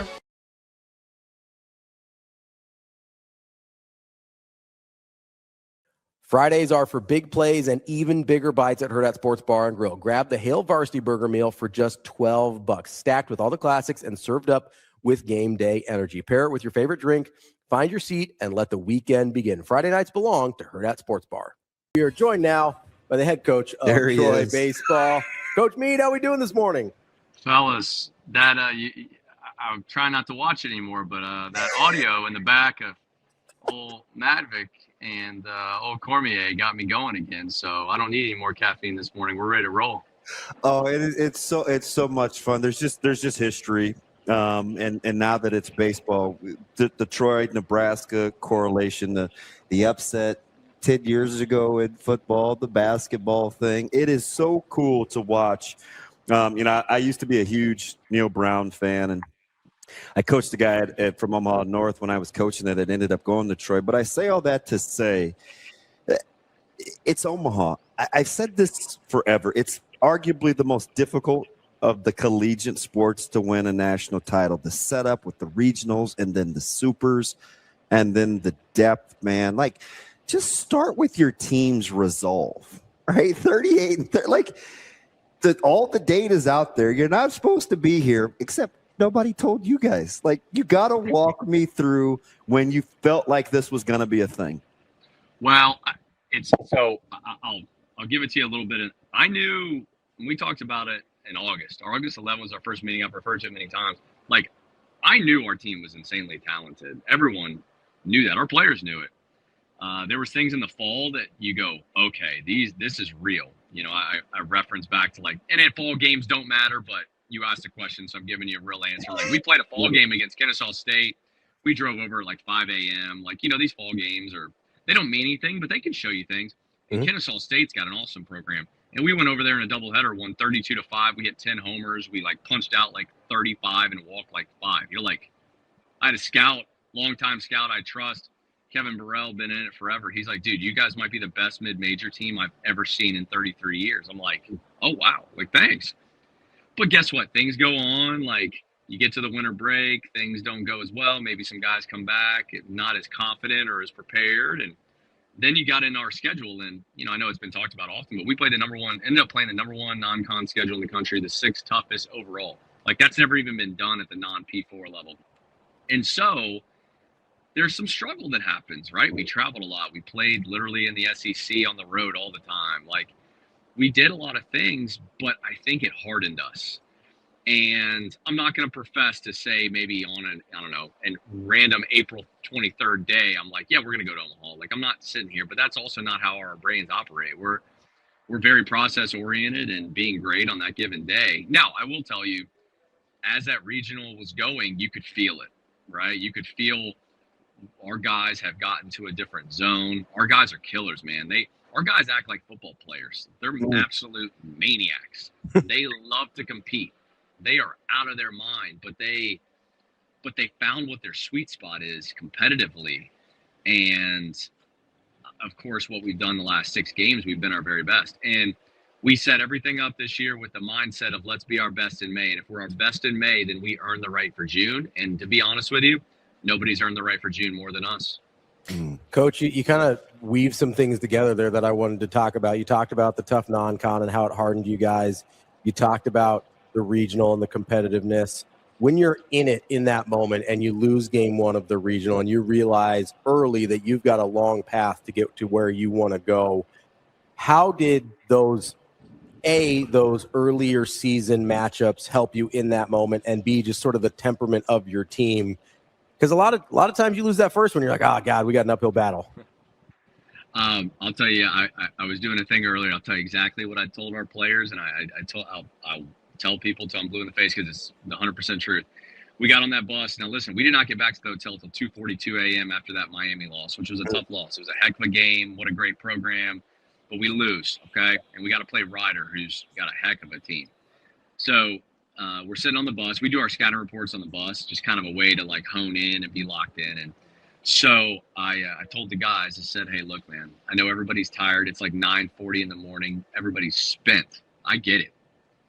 But there are 308 Division I teams. There are 244 teams in the country that would absolutely die to be in the position you are. Oh, we're a little tired. Oh, we hate that we lost a tough game. Like, no, you're going to fight your butt off today, and you're going to do it for Troy. You're going to do it for yourself. You're going to do it because it's what you're supposed to do. It is the choice that you have, but it's the only choice. And if you do that, you'll earn the right for Sunday. And if you earn the right for Sunday, you have no idea what our team can do because there's nothing we can't accomplish. And I tell you what, those guys went out there and did it, and they played with great energy that Saturday, and we did what we did, beat Miami and then Florida that evening on Sunday. And obviously our finest hour at that point in time was the 10-2 victory over obviously one of the greatest programs in all of the land in Florida in front of about 7,000 people. Yeah, it's fascinating. This people always talk to me. My background is football. Baseball is actually that I was better at. My kids don't believe me. I go back to your program early, right? You have guys like Shane Lewis. You had Brooks Bryan. You've had some fellas been ranked in the top 25. At what point in a sport like this, like baseball, where it is very process oriented, that you knew you had something you could build on because of the early success of the program? Well, I kind of have what would someone deem delusional beliefs, so I've kind of believed this from the beginning. I do appreciate that there's some video evidence of that going around of what we said we would do 5 years ago. And I don't say that, I kid you not. I know you guys don't know me well, but I don't say that egotistically. I just really believe this is what we were going to do. And it was mandated. If you are one of our coaches, staff, or you're in our program, you will believe that this is going to happen. Now, it's not going to happen the first day you want, or the first year you want, or the second year, but we've believed this from the jump. This has been the absolute vision. So I'm not surprised. Am I, if you go, well, did you think that at 2:40 in the morning after you lost to Miami and, you're okay. Yeah, like that's a fair thing to question. We all question things, particularly in the sport of baseball, but we knew we could get great players here. You bring up Shane Lewis, like what a great story. Yeah. Like Shane Lewis, goes to Mississippi State, goes JUCO, comes to us and has probably the greatest 2-month heater in, well, certainly in our program's history, but it was an all-time heater that he was on. And it's like, we feel like our culture is going to allow guys to be their very best. And that doesn't mean that you end up in Omaha, because it's so hard, as you guys alluded to. It's the hardest. But I will say we're going to have enough talent every year. Look, I'm a huge hoops guy. I'm from Louisville, Kentucky. So like we live and die with hoops. And I say this all the time. What I appreciate about the basketball coaches, right, in the world and their teams, okay, the Tom Izzo's, Patino, Self, Jay Wright, whatever. No matter what goes on during their season, you always get there in March and you go, hey, man, like they got a chance. And my goal has always been, can we be a program that every year when it hits May, we're in the fight? Now, what happens, I don't know, right? Like, fate will take over, some luck slides in. I get it's really hard. But I just want to be in the fight come every May. And how do you do that? You have a great culture, you have great players, you understand what it is that your identity is, and we're not going to lose focus of that. And I think all 5 years we've done that. Guess what? Some things have worked out good, some have worked out great, some have worked out bad, some have worked out to the greatest level in the history of the program. I don't know what's going to happen next. I know this. Our guys aren't going to stop pushing forward and being the killers that they are when we get to compete on Friday. I do know that because our belief is through the roof. Coach, you mentioned kind of being a delusional belief type person, and speaking as someone else who puts themselves in that category as well, he knows. Yeah, that's how we got here. I find it fascinating to kind of dig into people and their decision making when they think that way, right? So as you're deciding to come to Troy, was it a thing where you looked at the program and said, hey, based on what they do here, what they care about here, I think this is a good spot? Or was it more, hey, I believe in what I do and what we do. I think this can work anywhere. Before I answer, I mean this 100%. I love it. That's like such a great question. That is such a great. So it was a combo, but here's why. Brent Jones, who was the athletic director that hired me, he was the one that, every day for 2 weeks we talked. We had met up one time in Atlanta for 4 hours after I was recruiting late into the night. And he explained his vision. I, in turn, gave my vision. Now, I'd never been a head coach, so my vision is a first-time vision. Let's just call a spade a spade. You can either take it in at face value, or you can go, is that a pitch? And my thing was, of course, I've always wanted to be a head coach, all right? But I would never say that, and I know the 4 people I worked for before would probably agree this. I was not head coach hungry, where I was going to just take any job to, quote, be a head coach, right? I wanted it to be the proper spot. Now, look, at the same time, beggars can't be choosers, right? I'm not going to sit here and go, hey, you know what job I would like as I'm a pitching coach at South Carolina? I'm going to wait till LSU opens. I'm going to go ahead and take that. That's just not how the world works, right?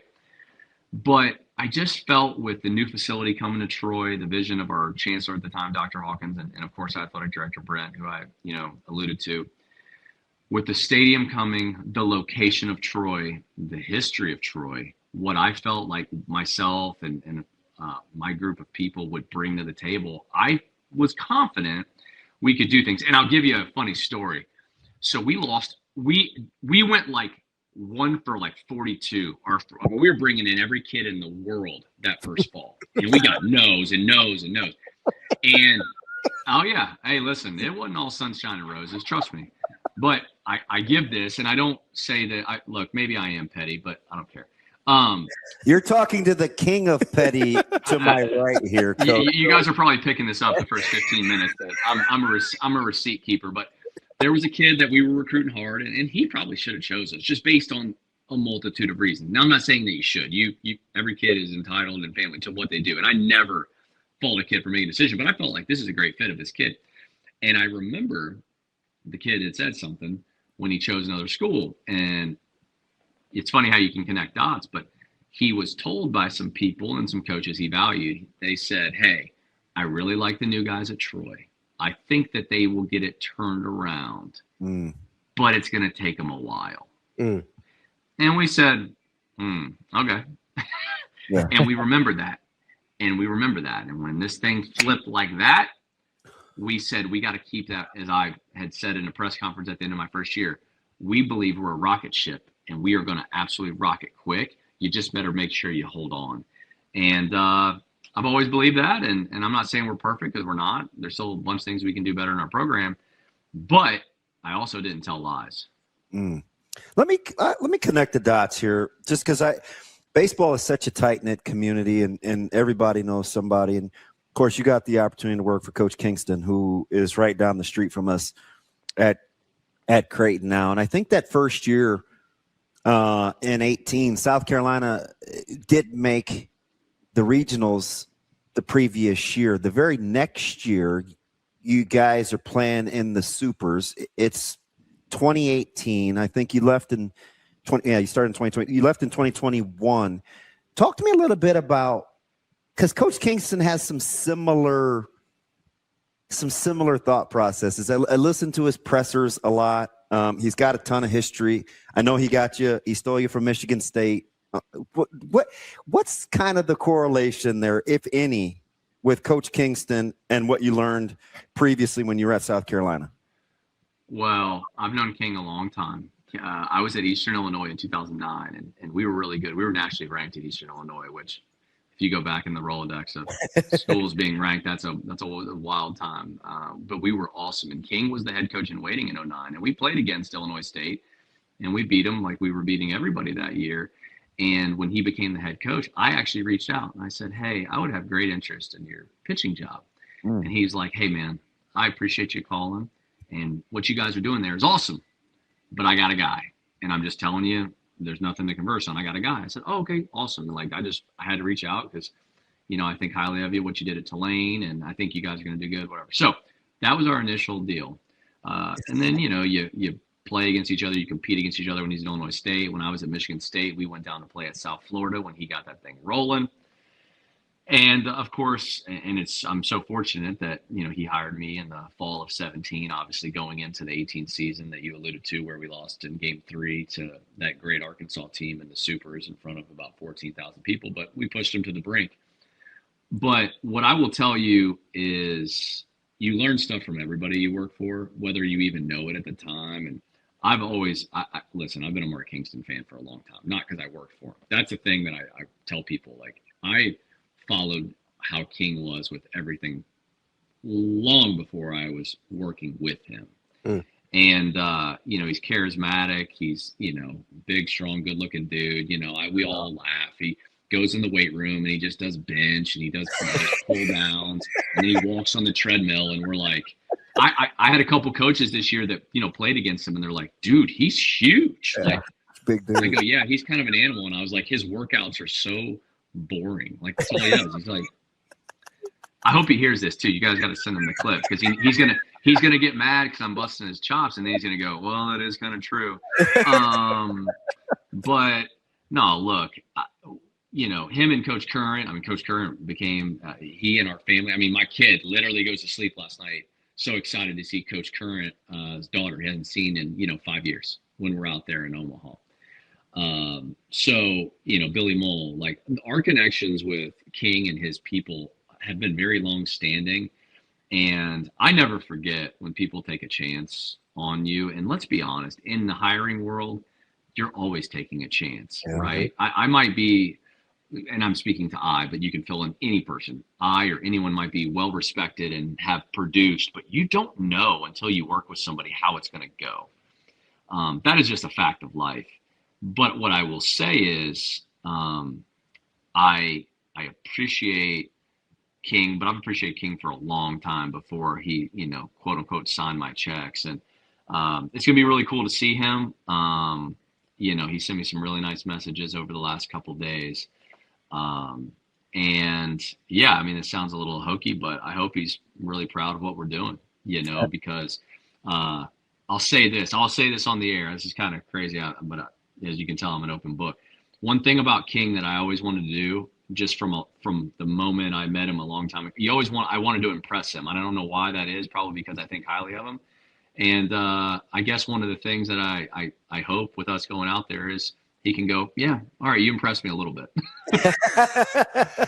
Let me ask you something. This is fascinating. This goes back to kind of the degree of difficulty that I think it is to win a championship, just the sport of baseball, right? You're on offense. You don't have the ball. I talk about this all the time. Just, it's the most difficult of the true skill team sports. And Creighton Sports Information Director, Rob Anderson, he's fantastic. Does a lot with hoops, but during the CWS he's like the hub of information. You know, he's tweeting out, 23 of the 24 teams are new the last 3 years. All the data on just how difficult it is to get to Omaha. The scholarship limits have increased for some, going from 11.3 to or 11.7 to what your school can afford, basically. It's changed. It's hard to get here. What, if any, have you noticed are the differences and how you need to construct and build rosters and kind of this new fluid era of college baseball where if you have it, you can spend it. But philosophically, it seems like it's some new things to navigate. What's that been like as you've learned the process? I'll steal a phrase from Nolan Kane, the recruiting coordinator, third base coach for Texas, who obviously will be out here. He says in this era, no matter how many good portal guys you can get, you still have to have studs that are from the high school ranks. And the reason you have to have that is you need the guy who is the known commodity at your school that is the superstar, that the next portal kid says, oh, I can go fit there. I can go be a star there. But that's because I'm walking into other dudes. Portal guys don't say, hey, me and 7 other of the greatest buddies are jumping on this train just because. They do it because there's other great players there. Paul Skeens goes to LSU, but Dylan Cruz is already there, right? You know, and look, for us, it's why we've still made sure to recruit great. Look at our core sophomores who, you know, Noah Thigpen, Jimmy, you know, and Cody Markham. Like, those guys are all true sophomores. And, you know, we had the kid who got the last out on Friday in game 1 of the Super, freshman. You know, same thing in the regional, the first Florida game, freshman, the Rider game, freshman. We have to have the ability for people to go, now listen, they got Brooks Bryan, he's Team USA, I want to play with that guy. That, to me, you still have to do. And if you just only transfer it, I think it can be very hard to be repeatably good. Now, can it connect for 1 year? Heck yeah, it can. But to be a program, which we strive to do, I think you got to make sure that you have those internal in-house guys. Doesn't mean you have to have 30 of them, but you got to have some. Such personality. Watch you guys play. Now listening to you, and the authenticity. Your team has a lot of your personality. At least, like they don't blink. Pre-battle tested. Very dismissive of like what people say about the. Like you can just tell your team has your confidence. At what point does that supersede the fact that it is Omaha, and we've seen some teams that have kind of some of these success stories where it doesn't translate once they get to Omaha? Like, what is it that you think is the ultimate trump card and why you can have some success here? Well, I will say you don't know till you know. If I see us practice tomorrow night at the high school practicing at, or Thursday, and we can't catch a ground ball and we look like a mess, then I'll be like, whoa, we might be in trouble. I'll give you it on the TV, boys. It's going to look ugly. I doubt that's going to happen with our guys, but I think, to me, obviously I'm not saying we have a trump card, because the other 7 teams are all amazing, okay? But what I would say is and you hit it, and I really appreciate you saying it, how we believe and how we talk, we are genuine, and it's not a braggadocious. It is not like we're holier than thou. No, we really believe it. Now, we could lose like anyone, but what I'm telling you guys on here in the last 25 minutes, like, I believe that wholeheartedly. Like, I'm not blinking, because I believe it, and our players are that same way. And I said to our guys yesterday, listen, sometimes I'm the one that has the mic in front, and so I'm perpetuating what you guys are. Like, I'm the conduit to that, right? Like, you can't go, like, there's not enough time in the day. You can't go interview our 33 players. Like, okay? So I understand my responsibility is to continue to perpetuate what we are, but that image and that confidence is not fake. And so we will be as prepared as we can be. Does that mean that you go out and you play your best game Friday? No, it does not mean that. But I know that we will be in the best headspace, we'll be in the best physical space, and we're definitely going to walk in there and be exactly who we are. That I can tell you. You know, like, Blake Cobble's not going to, he's not going to shut up talking to the umpire and the first base coach at first, because he loves to talk. Josh Pine's going to be competitive as can be. I'm going to try to probably dive for a foul ball, because I like to run around and catch foul balls at third base. Like, Coach Wolgamont's probably going to get angry at something. Like, we're all going to be who we are. And I mean, I'm not life lesson guy, but if you can be exactly who you are every day, don't you think that makes life pretty easy? Yeah, it's so fascinating, and we see it. We talk about this a lot with like World Championship baseball and styles of play and protocol and demeanor. Baseball players historically are, them in hockey, very, very superstitious. They like protocol, but this game has changed so much with these big personalities, right? I see, Texas do their best Juan Soto, Nomar Garciaparra before they get in the batter's box, and George is constantly chirping. You guys, very demonstrative in terms of how you believe. Have you seen the game take on more of a personality of its own? It used to kind of be this staunch kind of old guys game. It is far from that in 2026. What I would say, and I can only speak to us, I control one program. I do not listen, and listen, we get hit with like 18 million sportsmanship things in the NCAA tournament. Our guys are all about our guys. All right.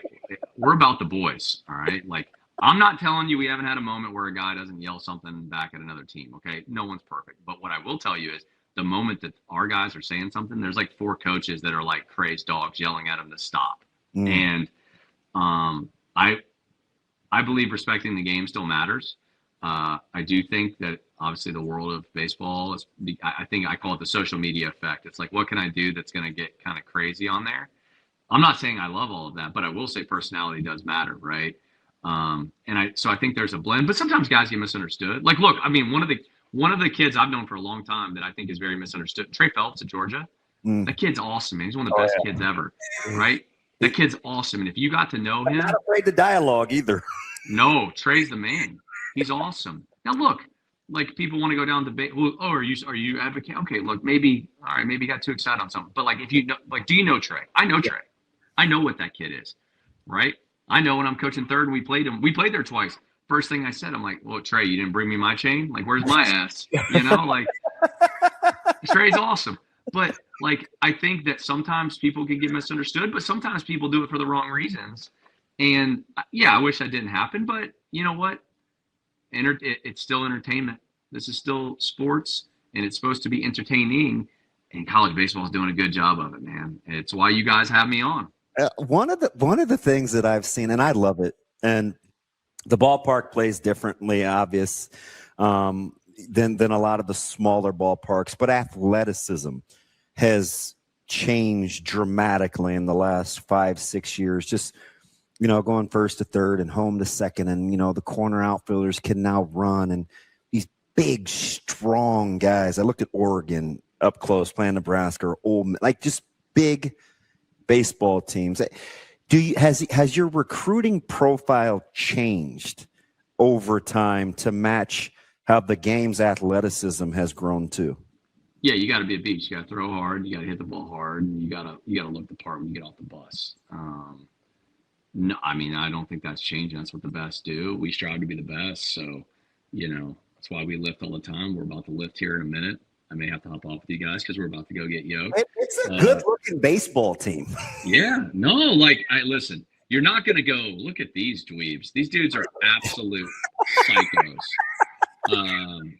You know, it doesn't mean that they're not going to swing and miss at a breaking ball on Friday, but they're going to look the part in that uniform, you know? I mean, but I think that's a piece of the puzzle, you know? And guess what? You can't be confident if you don't do it. We work out and cut off T-shirts. Why do we do that? Because I want our guys to, the ones that look good, I want them to feel confident. And the ones that don't look the part, I want them to see what they need to work on. And that we've done that since day one. And that's part of like the culture that we have, and our guys are bought into that. And, you know, that's not going to change. But like, listen, all those teams in Omaha, they got strong dudes. Now, I will tell you, those Oregon uniforms make those dudes look really good. That I don't disagree with. My wife said, and I will have to go to this workout, boys, so I do have to. My wife says, you like those uniforms? I was like, they're bright and everybody looks yoked. I do. Okay? So it won't take long. You're going to be a favorite. Our listeners, our streamers, everybody's in on Troy, man. The authenticity is fantastic, Coach. Yeah, Coach, we appreciate it. Yeah, you guys are awesome. Anything you ever need, please do not hesitate. And you enjoy, and it'll be a lot of fun out there. And go Trojans.